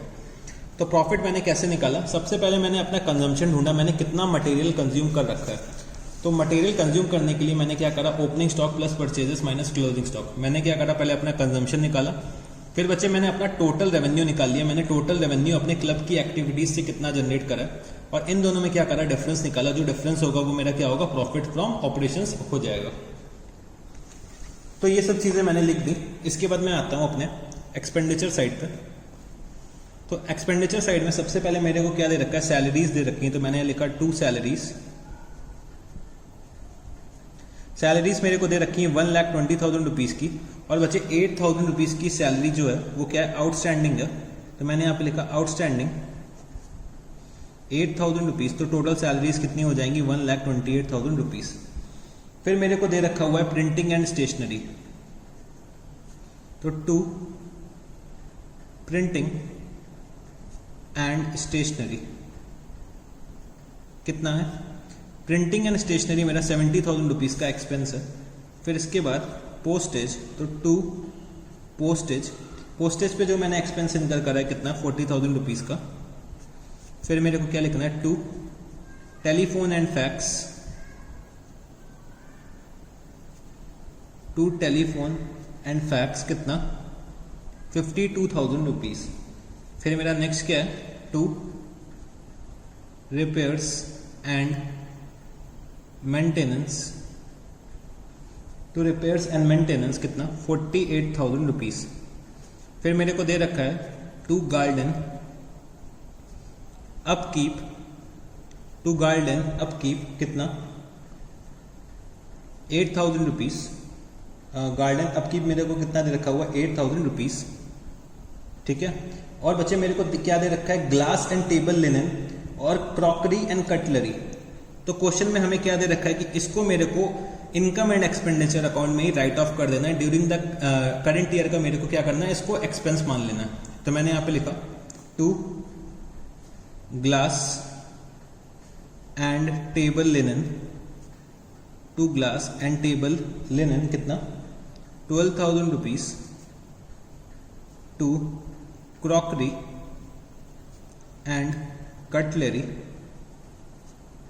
14,000 रुपीज़, ठीक है। गार्डन अपकीप मैं लिख चुका हूँ। इसके बाद मैंने कोई मेंबरशिप फीस पे करी होगी, तो 2 मेंबरशिप फीस मैंने किसी चीज़ की मेंबरशिप ली होगी एज अ क्लब, तो 4,000 रुपीज़। फिर मैंने कुछ इंश्योरेंस का पेमेंट कर रखा है, तो मैंने यहाँ लिखा 2 इंश्योरेंस, और मैंने पेमेंट कितना करा है 5,000 रुपीज़ का पेमेंट कर रखा है। फिर मैंने देखा कि इंश्योरेंस में कोई एक एडजस्टमेंट दे रखी हुई है, तो चलो एडजस्टमेंट को समझते हैं। तो बच्चे ओपनिंग में मेरे को दे रखा हुआ है प्रीपेड इंश्योरेंस 1,000 रुपीज़ का, मतलब मेरे करंट ईयर का एक्सपेंस है बट मैंने लास्ट ईयर में पे कर दिया था। मेरा करंट ईयर का एक्सपेंस है, मैंने लास्ट ईयर में पे कर दिया था। बच्चे मेरे को क्या करना पड़ेगा, लिखना पड़ेगा प्रीपेड एट बिगनिंग कितना 1,000 रुपीज़। तो मेरा एक्सपेंस कितना हो जाएगा 6,000 रुपीज़ का, ये मेरा एक्सपेंस हो जाएगा। इसके बाद क्या दे रखा हुआ है मेरे को इलेक्ट्रिसिटी, तो 2 इलेक्ट्रिसिटी। तो बच्चे इलेक्ट्रिसिटी का जो एक्सपेंस दे रखा हुआ है मेरे को 28,000 रुपीज़ दे रखा है, प्लस कुछ आउटस्टैंडिंग भी है। तो मैंने यहाँ लिखा आउटस्टैंडिंग कितना है 15,000 रुपीज़ का आउटस्टैंडिंग है, तो मैंने यहाँ पे आउटस्टैंडिंग ऐड करा। टोटल कितना हो गया 43,000 रुपीज़ का इलेक्ट्रिसिटी का भी एक्सपेंस मैंने यहाँ पे लिख दिया। अब मेरा क्या रह गया, एक तो मेरे को डेप्रिसिएशन चार्ज करना है और मेरा कुछ लॉस हुआ है फिक्स एसेट्स को सेल करने में। तो चलो इसको सॉल्व करते हैं। तो मैंने यहाँ पे लिखा 2 loss on sale of fixed assets, 2 loss on sale of fixed asset.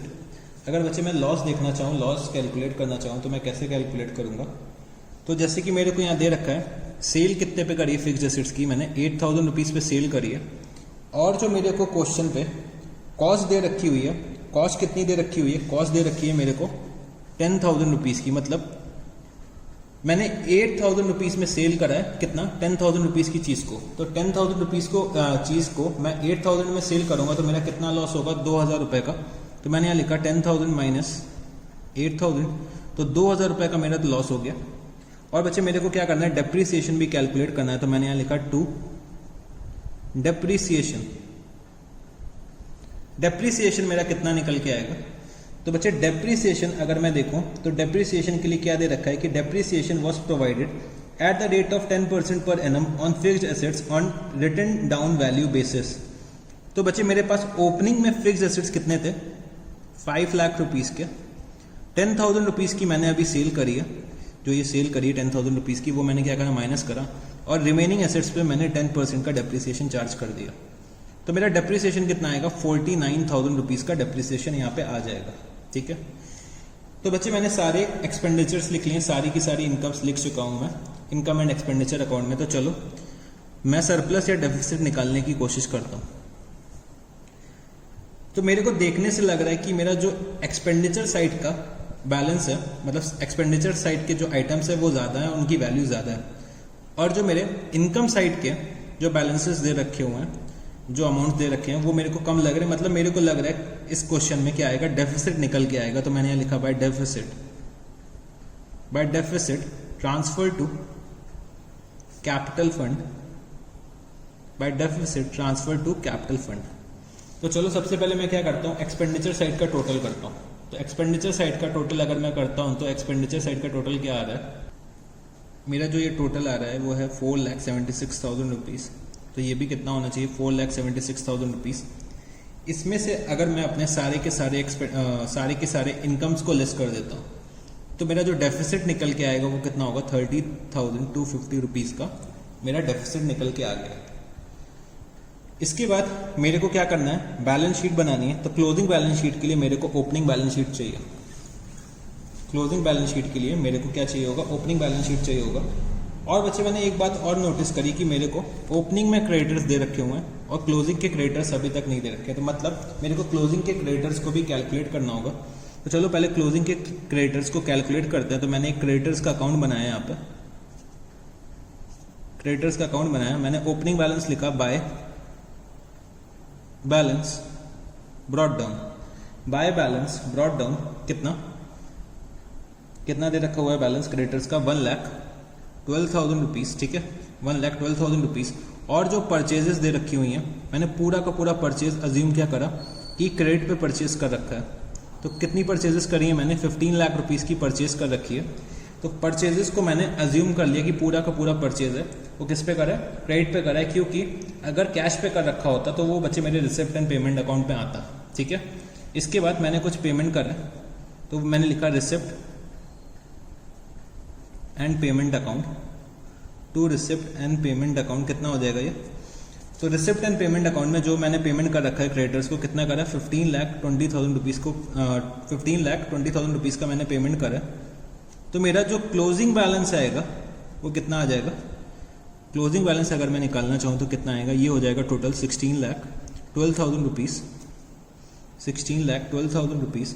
और 16,12,000 रुपीज़ में से अगर मैं 15,20,000 रुपीज़ माइनस करता हूँ तो ये कितना आ जाएगा, 92,000 रुपीज़ का मेरा क्या आ जाएगा, क्रेडिटर्स का क्लोजिंग बैलेंस आ जाएगा।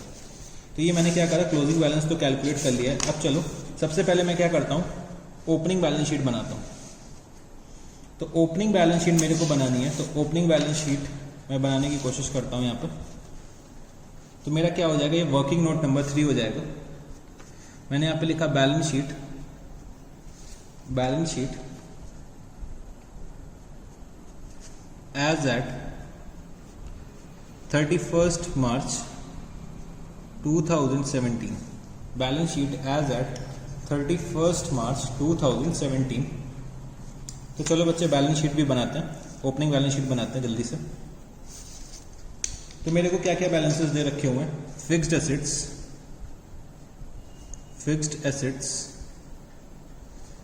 एसेट्स मेरे को दे रखा है 5 लाख रुपीज़ का। ठीक है, स्टॉक मेरे को दे रखा हुआ है 3,80,000 रुपीज़। इन्वेस्टमेंट्स जो मेरे को दे रखी हुई हैं 5 लाख रुपीज़। और मेरे को क्या दे रखा है, आउटस्टैंडिंग सब्सक्रिप्शन दे रखा है। तो outstanding subscription 12,000 rupees. Gratuity fund दे रखा है। तो ग्रेचुटी फंड मेरा कहाँ पे आएगा, लायबिलिटी साइड पे आएगा। मैंने यहाँ पे लिखा ग्रेचुटी फंड। ग्रेचुटी फंड मेरा कितना है, 1,50,000 रुपीज़ का मेरा क्या है, ग्रेचुटी फंड है। इसके बाद क्या दे रखा है, प्रीपेड इंश्योरेंस। प्रीपेड इंश्योरेंस मेरा क्या होगा, एसेट होगा। तो मैंने यहाँ लिखा प्रीपेड इंश्योरेंस 1,000 रुपीज़ का मेरा क्या है, प्रीपेड इंश्योरेंस है। इसके बाद क्या दे रखा है, सन्ड्री क्रेडिटर्स। तो मैंने यहाँ पे लिखा सन्ड्री क्रेडिटर्स। कितने के क्रेडिटर्स है मेरे पास, 1,12,000 रुपीज़ के क्रेडिटर्स है मेरे पास। Subscription received in advance, subscription received in advance तो सब्सक्रिप्शन रिसीव इन एडवांस कितना दे रखा हुआ है मेरे को 15,000 rupees. Entrance donation pending membership, entrance donation pending membership, कितनी एंट्रेंस डोनेशन थी 1 लाख रुपीज़ की एंट्रेंस डोनेशन थी, वो भी मैंने यहाँ पे लिख लिया। तो बच्चे और क्या मेरे से कुछ कोई चीज़ छूट रही है? तो हाँ जी सर, एक चीज़ आपसे अभी भी छूट रही है। तो बच्चे मैंने अभी तक कैश और बैंक का बैलेंस नहीं लिखा। कैश का बैलेंस कितना दे रखा हुआ है 10,000 रुपीज़ और बैंक का 3850। तो चलो बच्चे अब टोटल करते हैं। तो सबसे पहले मैं एसेट साइड का टोटल करता हूँ। एसेट साइड का टोटल कितना आ रहा है? एसेट साइड का टोटल आ रहा है 14,06,850। तो लायबिलिटी साइड का भी यही टोटल आना चाहिए 14,06,850। और जो मेरा बैलेंस होगा वो क्या होगा? कैपिटल फंड होगा। तो मैंने यहाँ लिखा कैपिटल फंड बैलेंसिंग फिगर। तो मेरा कैपिटल फंड कितना निकल के आएगा 14,06,850 से अगर मैं माइनस करता हूँ 1,50,000, 1,12,000, 15,000 और 1 लाख रुपीज़, तो मेरा कैपिटल फंड आ जाएगा 10,29,850 रुपीज़। ठीक है, तो मेरा कैपिटल फंड मैंने निकाल लिया। अब मेरे को क्या करना है? क्लोजिंग बैलेंस शीट बनानी है। तो मैंने यहाँ लिखा balance sheet as at 31 March 2018। Balance sheet as at 31 March 2018। तो चलो क्लोजिंग बैलेंस शीट अब बनाते हैं हम लोग। तो सबसे पहले मैंने लिखा फिक्स्ड एसेट्स।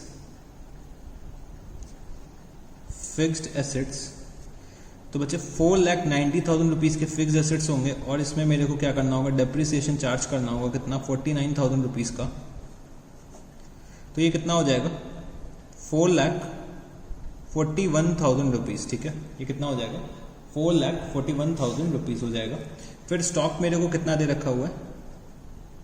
स्टॉक जो दे रखा है 2,10,000 रुपीज़।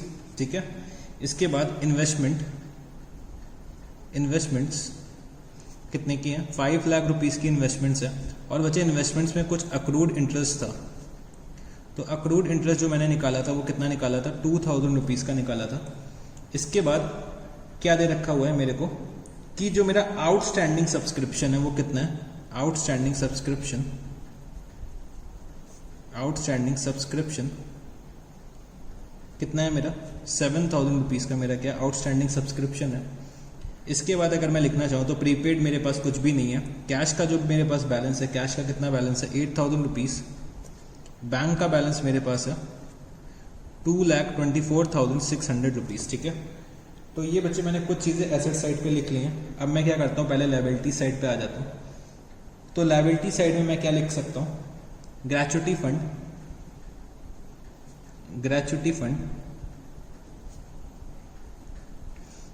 फंड मेरे को कितना दे रखा हुआ है? तो ग्रेच्युटी फंड है वो है मेरा 1,50,000 रुपीज़।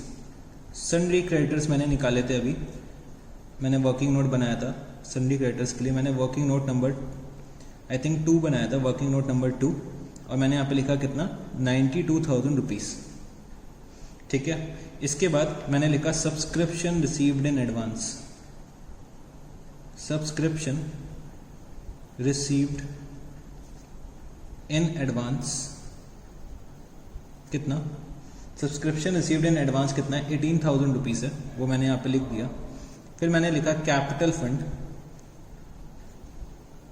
फंड का मैंने ओपनिंग बैलेंस कितना निकाल रखा है 10,29,850 रुपीज़।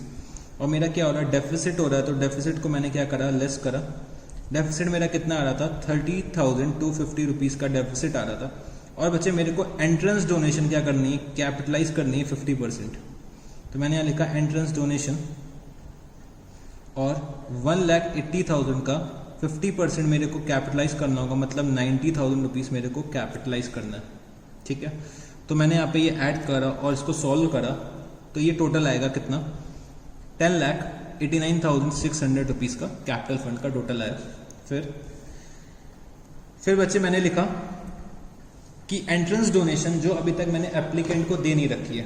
एप्लीकेंट को जो मैंने पैसा दिया वो कब दिया है 3 जून 2018 को पे करा है, तो मतलब अभी मेरे को वो पे करना होगा। तो आउटस्टैंडिंग मैंने यहाँ पे लिखा, एक तो हो गया मेरा एंट्रेंस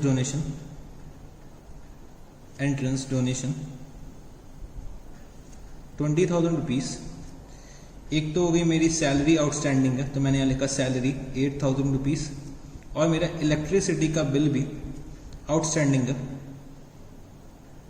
कितना 15,000 रुपीज़। ठीक है, अगर मैं इसका टोटल करता हूँ तो ये कितना आएगा, अगर मैं इसका टोटल करता हूँ तो ये कितना आएगा 15 8 23 और प्लस 20 43,000 रुपीज़ ये आ जाएगा। ठीक है, 43,000 रुपीज़ ये आ जाएगा। तो बच्चे मैंने लगभग सारे के सारे आइटम्स लिख लिए हैं अपने बैलेंस शीट में। तो चलो एक बार टोटल करके देखते हैं, टोटल करते हैं। तो एसेट साइड का अगर मैं टोटल करता हूँ तो एसेट साइड का टोटल आ रहा है 13,92,600 रुपीज़। और बच्चे लाइबिलिटी साइड का अगर मैं टोटल करता हूँ तो लाइबिलिटी साइड का भी यही टोटल आ रहा है 13,92,600 रुपीज़। तो मेरी बैलेंस शीट मैच हो गई, मतलब मैंने ये क्या करा है, क्वेश्चन अपना बिल्कुल सही कर रखा है।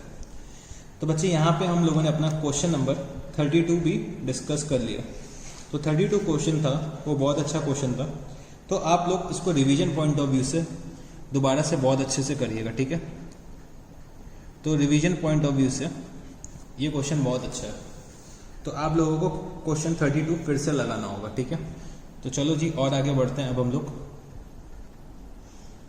तो चलो बच्चे अब हम लोग क्वेश्चन नंबर 40 करते हैं। तो अभी तक हम लोगों को क्या मिलता था, रिसिप्ट एंड पेमेंट अकाउंट मिलता था या फिर इनकम एंड एक्सपेंडिचर अकाउंट मिलता था। उसी की बेसिस में हम लोग क्या करते थे, रिमेनिंग अकाउंट्स ड्रॉ कर लेते थे, बैलेंस शीट बना लेते थे। अब की बार क्या कर रहा है कि इन लोगों ने हमें एक ट्रायल बैलेंस दे रखा है और ट्रायल बैलेंस की बेसिस पे हमें क्या बनाना है, इनकम एंड एक्सपेंडिचर अकाउंट और बैलेंस शीट बनाना है। ठीक है, तो चलो इस क्वेश्चन को शुरू करते हैं। From the following trial balance of education society as on 31 December 2018 prepare an income and expenditure account and a balance sheet. तो क्या क्या दे रखा है, furniture and fittings 12,500, additions to furniture during the year 3,200, library books 17,500, addition to library 4,300 rupees. उसके बाद क्या दे रखा है, बिल्डिंग, अगर मैं बिल्डिंग की बात करूँ तो बिल्डिंग है 2,75,000 rupees, general investment 1,50,000 rupees, investment reserve fund कितना है 15,000 rupees, सन्डी debtors and creditors 5,000 and 14,500 rupees, entrance fees कितनी है 15,200 रुपीज़, एग्जामिनेशन फीस कितनी है 2,400 रुपीज़, सब्सक्रिप्शन रिसीव्ड कितना है 20,000 रुपीज़, सर्टिफिकेट फीस कितनी है 500 rupees, hire of societies hall कितना है 6,500 रुपीज़, इंटरेस्ट ऑन इन्वेस्टमेंट कितना है 5,500 रुपीज़, सन्डी रिसिप्ट्स कितनी है 600 रुपीज़, स्टाफ सैलरीज कितना है 10,200 rupees, printing stationery and advertising कितना है 1,000 रुपीज़, टैक्सेस एंड इंश्योरेंस कितना है 800 rupees, examination expenses 600 rupees, subscription of periodicals 1,200 rupees, prize trust fund कितना है मेरे पास 16,000 रुपीज़, प्राइज ट्रस्ट इन्वेस्टमेंट कितना है मेरा 15,800 रुपीज़, और प्राइज ट्रस्ट इनकम मेरे को कितनी दे रखी है 650 rupees, prize awarded 450 rupees, prize fund bank 275 rupees, donations received to be capitalized कितना 18,000 rupees, general expenses 375 rupees, capital fund 3,89,150 rupees, उसके बाद cash at bank 5,500 rupees, cash in hand 300 rupees. ठीक है, तो बच्चे इतने आइटम्स मेरे को दे रखे हैं अपने ट्रायल बैलेंस में। उसके बाद कुछ ट्रायल बैलेंस के नीचे भी इंफॉर्मेशन दे रखी है। क्या दे रखा हुआ है, the following further information is supplied to enable you to make necessary adjustments, subscription receivable 4,500 rupees, subscription received in advance 500 rupees. तो मैं क्या करता हूँ, एक सब्सक्रिप्शन पे एक मार्किंग कर लेता हूँ कि सब्सक्रिप्शन में मेरे को कुछ एडजस्टमेंट करना है, वो मैंने यहाँ पे मार्किंग करी। इसके बाद क्या दे रखा है मेरे को, interest on journal investment accrued, interest on journal investment accrued. तो बच्चे इंटरेस्ट ऑन इन्वेस्टमेंट मेरे को कितना दे रखा है, इंटरेस्ट ऑन इन्वेस्टमेंट मेरे को दे रखा है 5,500 रुपीज़। तो मैंने यहाँ पे भी कुछ मार्किंग कर ली। इसके बाद मेरे को दे रखा है स्टाफ सैलरीज आउटस्टैंडिंग। तो बच्चे स्टाफ सैलरीज पे भी मैंने क्या करा है, मार्किंग करी एक, स्टाफ सैलरीज में मेरे को एडजस्टमेंट करना है। फिर इसके बाद दे रखा है taxes and insurance paid in advance. तो टैक्सेस एंड इंश्योरेंस में भी मैंने एक मार्किंग करी कि मेरे को इसमें भी एक एडजस्टमेंट करना है। फिर दे रखा है कि provide depreciation at the following rate including additions. तो डेप्रिसिएशन मेरे को किस पे चार्ज करना है, लाइब्रेरी पे चार्ज करना है 15%, फर्नीचर एंड फिटिंग्स पे 5%, बिल्डिंग्स पे 5%।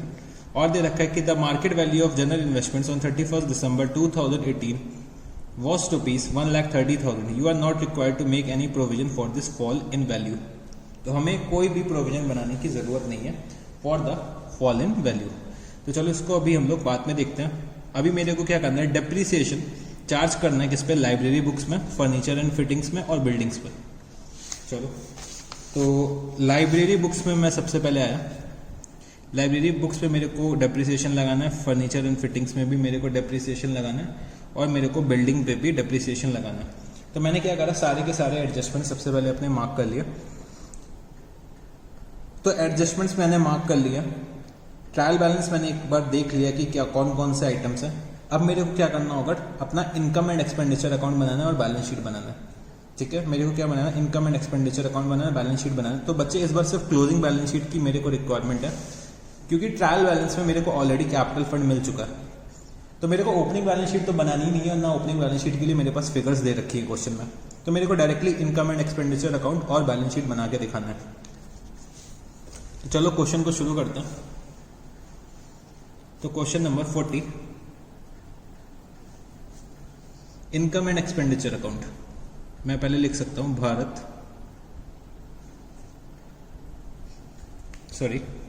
Income and expenditure account, income and expenditure account, income and expenditure account. और मैंने यहां पे लिखा फॉर द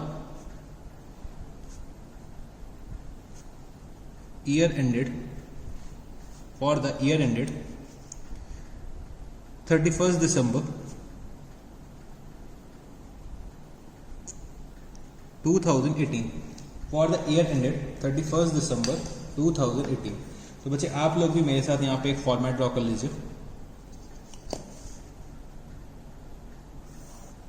तो फॉर्मेट बना लीजिए जल्दी से। तो चलो बच्चे क्वेश्चन को शुरू करते हैं। ठीक है, तो मैं एक एक आइटम को उठाता जाता हूँ ट्रायल बैलेंस से और लिखता जाता हूँ। ठीक है, तो चलो सबसे पहले क्या दे रखा है, फर्नीचर्स बच्चे मेरे एसेट्स हैं, एडिशन भी एसेट्स हो गए, लाइब्रेरी बुक्स भी एसेट है, एडिशन टू लाइब्रेरी भी एसेट है, बिल्डिंग भी एसेट है मेरा, जनरल इन्वेस्टमेंट भी एसेट है, इन्वेस्टमेंट रिजर्व फंड मेरा फंड है। उसके बाद सन्डी डेटर्स एंड क्रेडिटर्स दे रखा है। एंट्रेंस फीस सबसे पहले मेरे को मिली, तो मैंने यहाँ पे लिखा bye entrance fees.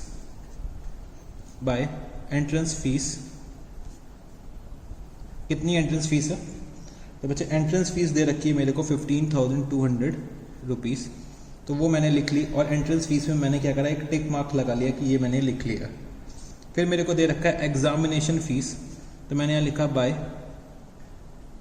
Examination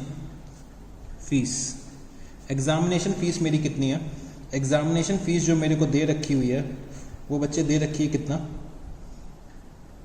2,400 rupees. ठीक है, एग्जामिनेशन फीस मेरी कितनी है, 2,400 रुपीज़ है, तो वो भी मैंने यहाँ पे लिख ली। इसके बाद क्या दे रखा है मेरे को, सब्सक्रिप्शन रिसीव्ड, तो मैंने लिखा बाय सब्सक्रिप्शन।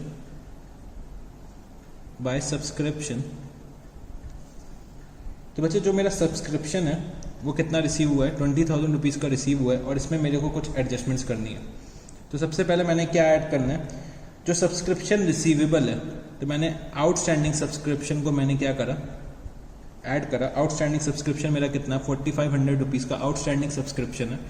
और बच्चे जो मेरे को एडवांस में रिसीव हुआ है वो मेरे को क्या करना होगा, लेस करना होगा। तो एडवांस में मेरे को कितना रिसीव हुआ है, 500 रुपीज़ का। तो सब्सक्रिप्शन की मेरी क्या इनकम हो गई, 24,000 रुपीज़ की मेरी सब्सक्रिप्शन की इनकम हो गई। तो मैंने इसको भी टिक मार्क करा। फिर दे रखा है क्या, सर्टिफिकेट फीस, तो मैंने यहाँ लिखा बाय सर्टिफिकेट फीस कितना, 500 रुपीज़। तो सर्टिफिकेट फीस भी मैंने यहाँ पे लिख लिया।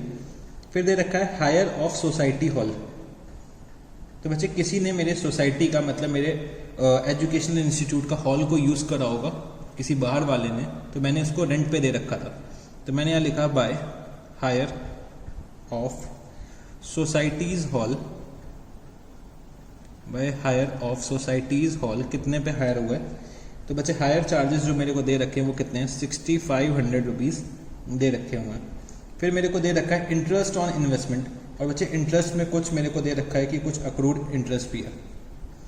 इंटरेस्ट में मेरे को क्या दे रखा है, कुछ अक्रूड इंटरेस्ट भी दे रखा है। तो मैंने यहाँ लिखा बाय इंटरेस्ट कितना मेरे को ट्रायल बैलेंस में दे रखा है। तो इंटरेस्ट जो दे रखा है 5500 रुपीज़ दे रखा है, प्लस मैं क्या करूँगा अक्रूड 450 रुपीज़, तो टोटल कितना हो गया 5950। तो बच्चे इंटरेस्ट और इन्वेस्टमेंट को भी मैंने टिक मार्क करा। फिर मेरे को दे रखा है कुछ सन्ड्री रिसिप्ट्स, तो मैंने यहाँ लिखा बाय सन्ड्री रिसिप्ट्स। तो सन्ड्री रिसिप्ट्स मेरी कितनी है, सन्ड्री रिसिप्ट्स जो मेरे को दे रखी हुई है बच्चे 600 रुपीज़ की दे रखी है, वो भी मैंने यहाँ पे लिख ली है। फिर इसके बाद मेरे को दे रखा है स्टाफ सैलरीज। तो अब मैं क्या करता हूँ, अपने एक्सपेंडिचर साइड पे आता हूँ, मैंने यहाँ लिखना है टू स्टाफ सैलरीज। तो बच्चे स्टाफ की सैलरी कितनी है, 10,200 रुपीज़ की सैलरी है। तो मैंने यहाँ लिखा 10,200 रुपीज़, और बच्चे 10,200 रुपीज़ में कुछ एडजस्टमेंट भी दे रखे हुए हैं। तो कुछ आउटस्टैंडिंग है, आउटस्टैंडिंग कितना है 1800 रुपीज़। तो मैंने यहाँ लिखा आउटस्टैंडिंग 1800 रुपीज़। तो टोटल सैलरी मेरी कितनी हो गई, 12,000 रुपीज़ की सैलरी हो गई। तो सैलरी को भी मैंने यहाँ पे टिक कर लिया। इसके बाद दे रखा है प्रिंटिंग स्टेशनरी एंड एडवर्टाइजिंग। तो मैंने लिखा to printing stationery and advertising. To printing stationery and advertising कितना 1000 रुपीज़। तो बच्चे ये भी मैंने क्या करा, टिक करा। फिर मेरे को दे रखा है टैक्सेस एंड इंश्योरेंस। तो मैंने यहाँ लिखा to taxes and insurance. Taxes and insurance मेरे को कितना दे रखा है, 800 रुपीज़ का दे रखा है। इसमें से 500 रुपीज़ क्या एडवांस में है, तो मैं यहाँ लिख सकता हूँ क्या माइनस प्रीपेड कितना 500 रुपीज़। तो मेरा कितना एक्सपेंस हो गया, 300 रुपीज़ का मेरा एक्सपेंस हो गया। फिर एग्जामिनेशन एक्सपेंसेस दे रखे हैं, मैंने यहाँ लिखा टू एग्जामिनेशन एक्सपेंसेस। कितने एक्सपेंसेस दे रखे हुए हैं एग्जामिनेशन के, 600 रुपीज़ के दे रखे हैं। इसके बाद मेरे को दे रखा हुआ है टू सब्सक्रिप्शन ऑफ पीरियोडिकल्स। तो बच्चे सब्सक्रिप्शन मैंने कुछ ले रखा है पीरियोडिकल्स का, तो वो भी मैंने यहाँ पे लिख लिया टू सब्सक्रिप्शन ऑफ पीरियोडिकल्स कितना 1200 रुपीज़। इसके बाद मेरे को दे रखा है प्राइस ट्रस्ट फंड। तो बच्चे प्राइस ट्रस्ट फंड कहाँ पे आएगा, मेरा बैलेंस शीट में आएगा। उससे रिलेटेड इन्वेस्टमेंट भी कहाँ पे आएगी, बैलेंस शीट में आएगी। उससे रिलेटेड इनकम भी मेरी कहाँ पे आएगी, बैलेंस शीट में आएगी। और प्राइस फंड से जो रिलेटेड एक्सपेंसेस होंगे वो भी मेरे कहाँ पे आएंगे, बैलेंस शीट में आएंगे। ठीक है, तो प्राइस फंड से रिलेटेड जितने भी आइटम्स हैं वो मेरे कहाँ पे आएंगे, बैलेंस शीट में आएंगे। फिर दे रखा है डोनेशन। तो डोनेशन के बारे में लिखा है कि डोनेशन को हमें क्या करना है, कैपिटलाइज करना है। तो वो भी मेरा इनकम एंड एक्सपेंडिचर अकाउंट में तो नहीं आने वाला। और क्या दे रखा है, मेरे को जर्नल एक्सपेंसेस दे रखे हैं। तो मैंने यहाँ लिखा टू जर्नल एक्सपेंसेस कितना 375 रुपीज़। जर्नल एक्सपेंसेस मैंने यहाँ लिख दिए कितना 375 रुपीज़। फिर अब मेरा क्या बचा रह गया, डेप्रीसिएशन। तो मैंने यहाँ लिखा टू डेप्रीसिएशन। तो डेप्रीसिएशन सबसे पहले मैं किस पे लगाने जा रहा हूँ, लाइब्रेरी बुक्स पे। लाइब्रेरी बुक्स पे तो लाइब्रेरी बुक्स मेरी कितनी आ रही है, लाइब्रेरी बुक्स एक तो मेरी कितनी है 17,500 रुपीज़ की है। ठीक है, और मैंने कुछ एडिशंस कर रखे हैं 4,300 रुपीज़ के एडिशंस कर रखे हुए हैं। तो अगर मैं अपने लाइब्रेरी बुक्स पे डेप्रीसिएशन कैलकुलेट करूंगा तो मैं कैसे करूंगा, 17,500 प्लस 4,300। ठीक है, टोटल कितना है 21,800 का। 21,800 का कितना परसेंट निकालना है मेरे को, डेप्रीसिएशन 15%। तो चलो मैं यहाँ पे लिखता हूँ 17,500 प्लस 4300 का अगर मैं 15% निकालता हूँ तो मेरा जो डेप्रिसिएशन आएगा लाइब्रेरी बुक्स में कितना आ जाएगा, 3270। ठीक है, इसके बाद मेरे को डेप्रिसिएशन चार्ज किस पे करना है, फर्नीचर एंड फिटिंग्स पे। तो मैंने यहाँ पे लिखा furniture and fittings, furniture and fittings. तो बच्चे फर्नीचर एंड फिटिंग्स मेरा कितना है, 12,500 प्लस 3,200, और बच्चे मेरे को 5% डेप्रिसिएशन चार्ज करना है। अगर मैं कैलकुलेट करता हूँ तो कितना आएगा, तो डेप्रिसिएशन मेरा आ रहा है 785 रुपीज़। इसके बाद मेरे को किस पे डेप्रिसिएशन चार्ज करना है, बिल्डिंग पे चार्ज करना है। तो मैंने यहाँ लिखा बिल्डिंग, तो बिल्डिंग की वैल्यू कितनी है, 2,75,000 रुपीज़ है। तो 2,75,000 का अगर मैं 5% निकालता हूँ तो कितना आएगा, 13,750 मेरा क्या आ जाएगा, डेप्रिसिएशन आ जाएगा। किस पे, बिल्डिंग पे मेरा डेप्रिसिएशन आ जाएगा। ठीक है, तो बच्चे मैंने लगभग सारे के सारे आइटम्स लिख दिया। ठीक है, जो भी इनकम एंड एक्सपेंडिचर अकाउंट में आने थे। तो चलो एक बार मैं क्या करता हूँ, अपने रिसिप्ट साइड का टोटल करता हूँ। तो रिसिप्ट साइड का अगर मैं टोटल करता हूँ तो रिसिप्ट साइड का टोटल क्या आएगा, तो रिसिप्ट साइड का टोटल 55,150। तो यही मेरा एक्सपेंडिचर साइड का भी आना चाहिए, मतलब मेरे इनकम साइड का टोटल आया 55,150 और एक्सपेंडिचर साइड का टोटल भी यही होना चाहिए। तो बच्चे जो डिफरेंस होगा वो मेरा क्या होगा, सरप्लस होगा, surplus transfer to capital fund. तो चलो मैं अपने एक्सपेंसेस को माइनस करता हूँ। तो बच्चे जब मैं अपने एक्सपेंसेस को माइनस करता हूँ तो मेरा जो सरप्लस आएगा वो कितना आएगा, 21,870 रुपीज़ का मेरा क्या आया, सरप्लस आ गया। ठीक है, तो यहाँ पे मैंने अपना इनकम एंड एक्सपेंडिचर अकाउंट तो बना लिया। अब मेरे को क्या करना है, बैलेंस शीट बनानी है। तो चलो अब बैलेंस शीट भी हम लोग बना के देखते हैं। तो बैलेंस शीट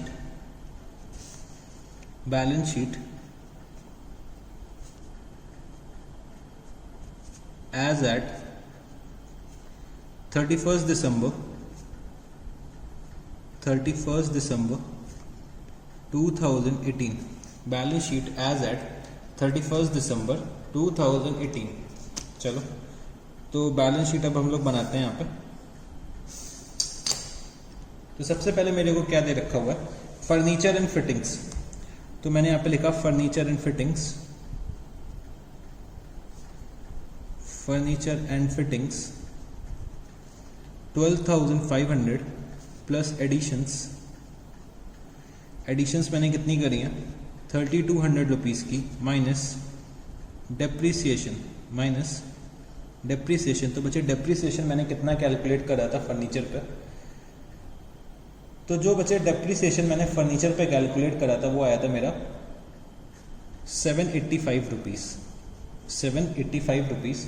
तो जो मेरा फर्नीचर का नेट बैलेंस कितना आएगा, 14,915। ठीक है, तो 14,915। तो फर्नीचर को मैंने क्या करा, टिक कर लिया। ठीक है, तो जैसे कि हमें पता है जो मेरे आइटम्स बैलेंस शीट में मतलब ट्रायल बैलेंस में दे रखे हैं वो मेरे इनकम एंड एक्सपेंडिचर अकाउंट और बैलेंस शीट में, मतलब वो आइटम्स मेरे एक जगह पे आएंगे, और जो भी आइटम्स मेरे ट्रायल बैलेंस के नीचे दे रखे हुए हैं वो बच्चे आइटम्स दो जगह आएंगे। उनके एडजस्टमेंट्स मेरे को दो जगह करना पड़ेगा क्योंकि डबल एंट्री सिस्टम मेरे को फॉलो करना है। तो जो भी आइटम्स मेरे बैलेंस शीट के नीचे दे रखे हैं, जैसे कि डेप्रीसिएशन हो गया, तो डेप्रीसिएशन मेरा इनकम एंड एक्सपेंडिचर अकाउंट में भी आया है और मेरा बैलेंस शीट में भी आ रहा है। तो जितने भी आइटम्स मेरे को ट्रायल बैलेंस के नीचे दे रखे हुए हैं वो मेरे को क्या करना है, दो जगह लेके जाना है, डबल एंट्री सिस्टम का इफेक्ट देना है। और जितने भी आइटम्स ट्रायल बैलेंस में दे रखे हैं वो बच्चे एक ही जगह आएगा, या तो इनकम एंड एक्सपेंडिचर अकाउंट में या फिर बैलेंस शीट में। तो चलो और सॉल्व करने की कोशिश करते हैं। तो मैंने यहाँ लिखा लाइब्रेरी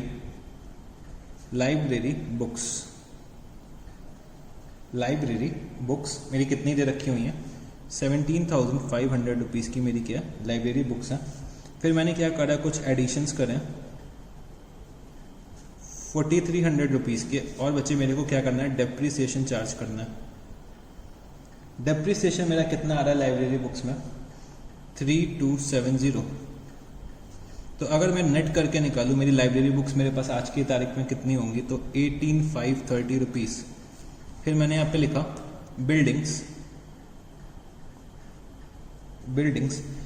मेरे पास कितने की हैं, 2,75,000 रुपीज़ माइनस डेप्रीसिएशन डेप्रिसिएशन कितना है 13750, तो बिल्डिंग कितना हो गया 261250, ठीक है, बिल्डिंग कितना हो गया 261250।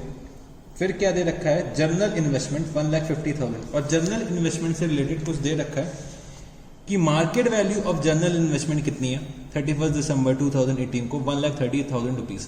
बट हमें किसी भी तरीके का प्रोविजन नहीं बनाना है because of fall in value, मेरे को कोई भी ट्रीटमेंट नहीं करना है, बस उन्होंने एज एन इन्फॉर्मेशन मेरे को बता दिया कि जनरल इन्वेस्टमेंट की जो वैल्यू है वो 1,30,000 रुपीज़ है, और मेरे को कोई भी प्रोविजन नहीं बनाना है, मेरे को कोई भी ट्रीटमेंट नहीं करना है। तो मैं क्या करूँगा, यहाँ पे लिखता हूँ इन्वेस्टमेंट, ठीक है, इन्वेस्टमेंट की मेरी वैल्यू कितनी है 1,50,000 रुपीज़ मेरी बुक वैल्यू है, और मैंने यहाँ पे ब्रैकेट में लिख दिया मार्केट वैल्यू रुपीज़ 1,30,000 रुपीज़। तो ये मैंने डिनोट करने के लिए लिख दिया कि मेरी इसकी मार्केट वैल्यू 1,30,000 रुपीज़ है, बट मैं अपने बुक्स में मतलब 1,50,000 रुपीज़ में इसको दिखा रहा हूँ। फिर इससे रिलेटेड क्या है, एक इन्वेस्टमेंट रिजर्व फंड है, तो इन्वेस्टमेंट रिजर्व फंड को मैंने यहाँ पे लिखा इन्वेस्टमेंट रिजर्व फंड, कितना बैलेंस दे रखा हुआ है 15,000 रुपीज़ का, तो बच्चे वो भी मैंने टिक कर लिया। इसके बाद सन्डी डेटर्स एंड क्रेडिटर्स, तो मैंने यहाँ लिखा सन्डी डेटर्स, तो सन्डी डेटर्स मेरे को दे रखे हुए हैं कितना 5,000 रुपीज़ के, और सन्डी क्रेडिटर्स मेरे कितने हो जाएंगे, तो सन्डी क्रेडिटर्स 14,500 रुपीज़ के, ठीक है। तो सन्डी डेटर्स और क्रेडिटर्स भी मैंने यहाँ पे लिख लिया। इसके बाद क्या दे रखा है मेरे को, प्राइस ट्रस्ट फंड के बारे में कुछ दे रखा हुआ है, तो चलो उसकी भी हम लोग कैलकुलेशन थोड़ी सी करके देखते हैं प्राइस ट्रस्ट फंड के बारे में। तो मैंने यहाँ पे लिखा प्राइस ट्रस्ट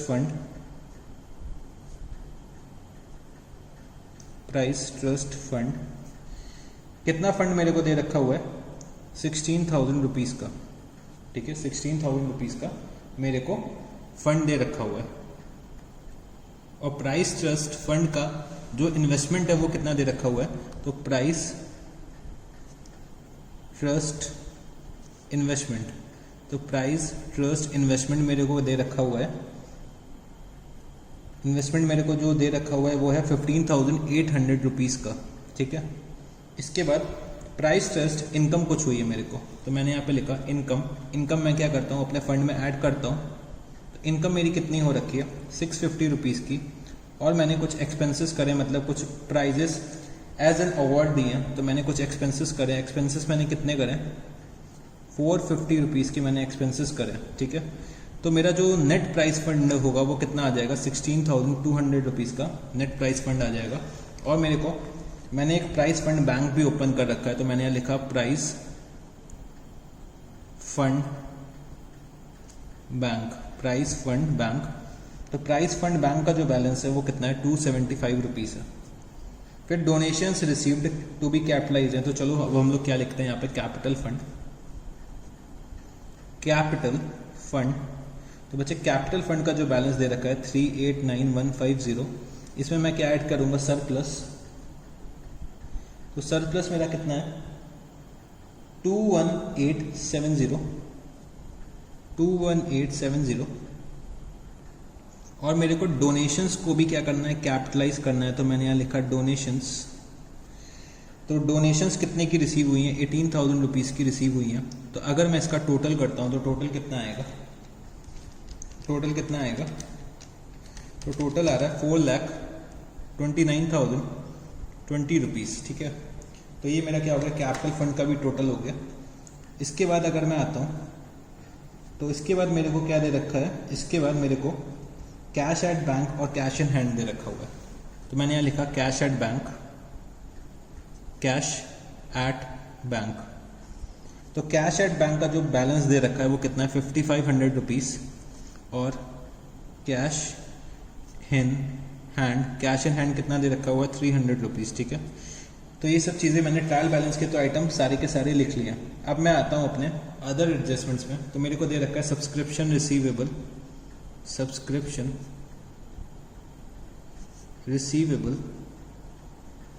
तो सब्सक्रिप्शन रिसीवेबल मेरा कितना है 4,500 रुपीज़। फिर सब्सक्रिप्शन रिसीव्ड इन एडवांस, तो मैंने यहाँ लिखा सब्सक्रिप्शन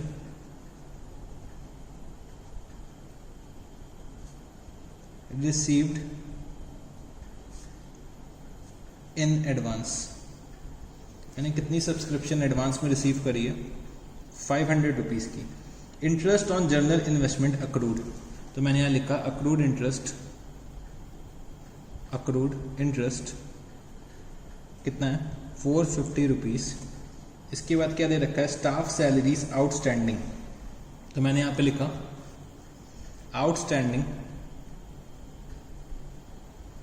आउटस्टैंडिंग स्टाफ सैलरीज कितना? 1800 रुपीज़। फिर दे रखा है taxes and insurance paid in advance, तो मैंने यहाँ लिखा प्रीपेड टैक्स एंड इंश्योरेंस कितना? 500 रुपीज़। ठीक है, तो बच्चे मैंने लगभग सारे के सारे आइटम्स लिख दिए। तो चलो एक बार मैं क्या करता हूँ, बैलेंस शीट का टोटल करता हूँ। तो सबसे पहले मैं लायबिलिटी साइड का टोटल करता हूँ। तो लायबिलिटीज़ का टोटल कितना आ रहा है? लायबिलिटीज़ का टोटल आ रहा है 477020। ठीक है, अब मैं क्या करता हूँ, एसेट्स का टोटल करता हूँ। तो एसेट्स का टोटल कितना आएगा? और एसेट साइड का भी टोटल आ रहा है 477020। मतलब मेरी बैलेंस शीट टैली हो गई। इसका मतलब क्या है? मैंने सब कुछ सही कर रखा है। ठीक है, मेरी बैलेंस शीट अगर टैली हो जाती मतलब मैंने अपना जो क्वेश्चन है वो सब कुछ सही कर रखा हुआ है। तो यहाँ पे बच्चे हम लोगों ने क्वेश्चन नंबर 40 भी जो है वो भी हमने सॉल्व कर लिया। तो ये थोड़ा सा अलग टाइप का क्वेश्चन था जिसमें क्या था, ट्रायल बैलेंस दे रखा था। तो ट्रायल बैलेंस के बेसिस पे हमने इनकम एंड एक्सपेंडिचर अकाउंट बनाया और बैलेंस शीट भी बनाई है। तो बच्चे हम लोगों ने क्वेश्चन नंबर 40 भी सॉल्व कर लिया। ठीक है, तो यहाँ पे मेरा जो एनपीओ का टॉपिक है वो बच्चे यहाँ पे खत्म होने को आ गया। मेरे को 5 लेक्चर्स लग गए इस टॉपिक को पढ़ाने के लिए। ठीक है, इनिशियली 3 लेक्चर्स में मैंने आपका क्या करा, बेस डेवलप करा। फिर बच्चे 2 लेक्चर्स में मैंने सिर्फ आपको 2 से, या मैं कह सकता हूँ 2.5 लेक्चर्स में मैंने तीसरे लेक्चर में भी बहुत से क्वेश्चंस कराए थे। 4th लेक्चर में भी मैंने बहुत से क्वेश्चंस कराए और बच्चे आज भी मैंने 3 क्वेश्चंस करवाए। तो अप्रॉक्स मैं देखूं तो 40 में से मैं आपको 18 से 20 क्वेश्चंस मैंने खुद से सॉल्व करवाए हैं आपको प्रैक्टिस के लिए, जिससे कि आपको ज़्यादा से ज़्यादा प्रैक्टिस हो जाए। और मैंने वैरायटी ऑफ क्वेश्चंस आप लोगों को सॉल्व कराए। तो बच्चे यहाँ पे मेरा एनपीओ का जो टॉपिक है वो खत्म होने को आ गया है। ठीक है, तो जो आपके रिमेनिंग क्वेश्चंस बचे हुए हैं, क्वेश्चन नंबर 37, 38 और 39। ठीक है, ये तीनों क्वेश्चंस को आप लोगों को क्या करना होगा, होमवर्क में करना होगा। ये तीनों क्वेश्चंस आपको क्या करना है, होमवर्क में सॉल्व करना है। ठीक है, इन तीनों क्वेश्चंस में अगर आपको किसी भी तरीके की कोई भी दिक्कत आ रही है तो आप मेरे से पूछ सकते हैं। ठीक है, बहुत इजी क्वेश्चन है, इसमें कुछ खास नहीं है। जो भी मैंने आपको अभी तक करवा रखे हैं क्वेश्चंस उसी से रिलेटेड है ये क्वेश्चंस भी। ठीक है, तो आपको इन क्वेश्चंस को क्या करना है, सॉल्व करना है। तो जो हमारा एनपीओ का टॉपिक था वो हमारा 10 मार्क्स कैरी करता है एग्जाम में। अगर मैं आपको बोलना चाहूँ तो सबसे ज़्यादा क्या पूछा जाता है, इनकम एंड एक्सपेंडिचर अकाउंट आप बना के दिखा दो, 10 मार्क्स में ये सबसे ज़्यादा क्वेश्चन पूछा जाता है। आपको रिसिप्ट एंड पेमेंट अकाउंट दे दी जाएगी या फिर कुछ और इन्फॉर्मेशन, एडिशनल इन्फॉर्मेशन दे दी जाएगी और आपसे कहेंगे कि इनकम एंड एक्सपेंडिचर अकाउंट बना के दिखा दो। या फिर हो सकता है आपसे क्या कहेंगे, इनकम एंड एक्सपेंडिचर अकाउंट और बैलेंस शीट बना के दिखा दो। या फिर आपसे कभी कभी रिसिप्ट एंड पेमेंट अकाउंट भी बनवा लेते हैं इनकम एंड एक्सपेंडिचर अकाउंट के बेसिस पर। तो हमने सारे के सारे वैरायटीज के क्वेश्चन कवर किए जो हमारे एग्जाम में आने के चांसेस हो सकते हैं। तो हम लोगों ने बहुत एक्सट्रीम लेवल के भी क्वेश्चंस करे, एक्सट्रीम लेवल के भी क्वेश्चन सॉल्व करने की कोशिश करी कि अगर हद से हद कितना भी टफ क्वेश्चन दे दे एग्जामिनर, हम लोग उस क्वेश्चन को आराम से सॉल्व कर सकते हैं। तो बच्चे यहाँ पे हमारा जो है एनपीओ का टॉपिक अब मैं फिनिश करने जा रहा हूँ। ठीक है, एनपीओ का टॉपिक मैं यहाँ पे फिनिश करने जा रहा हूँ। तो आप लोग बहुत अच्छे से इस टॉपिक को रिवाइज करिएगा। कोई भी दिक्कत आ रही हो एनपीओ से रिलेटेड, ठीक है, एनपीओ के टॉपिक से रिलेटेड कोई भी दिक्कत आ रही हो, किसी भी क्वेश्चन में दिक्कत आ रही हो, आप मेरे से पूछ सकते हैं। कोई भी कॉन्सेप्ट में दिक्कत आ रही हो तो वो भी आप मेरे से पूछ सकते हैं। आपके पास मेरा नंबर होगा, नंबर मेरा क्या है, अगर मैं नंबर यहाँ पर लिख देता हूँ तो 8429272222। आप इस नंबर पर मेरे को व्हाट्सएप कर सकते हैं। ठीक है, व्हाट्सएप कर सकते हैं और आप मेरे को कॉल भी कर सकते हैं। ठीक है, हो सकता है मैं थोड़ा सा डिलेड रिस्पांस दूं क्योंकि मैं भी थोड़ा सा बिजी रहता हूं, तो हो सकता है मैं आपको थोड़ा सा डिलेड रिस्पांस दूं। तो बट विद इन, अगर आप मैसेज करेंगे तो विद इन 10 to 12 आवर्स आपको जरूर से रिप्लाई मिलेगा।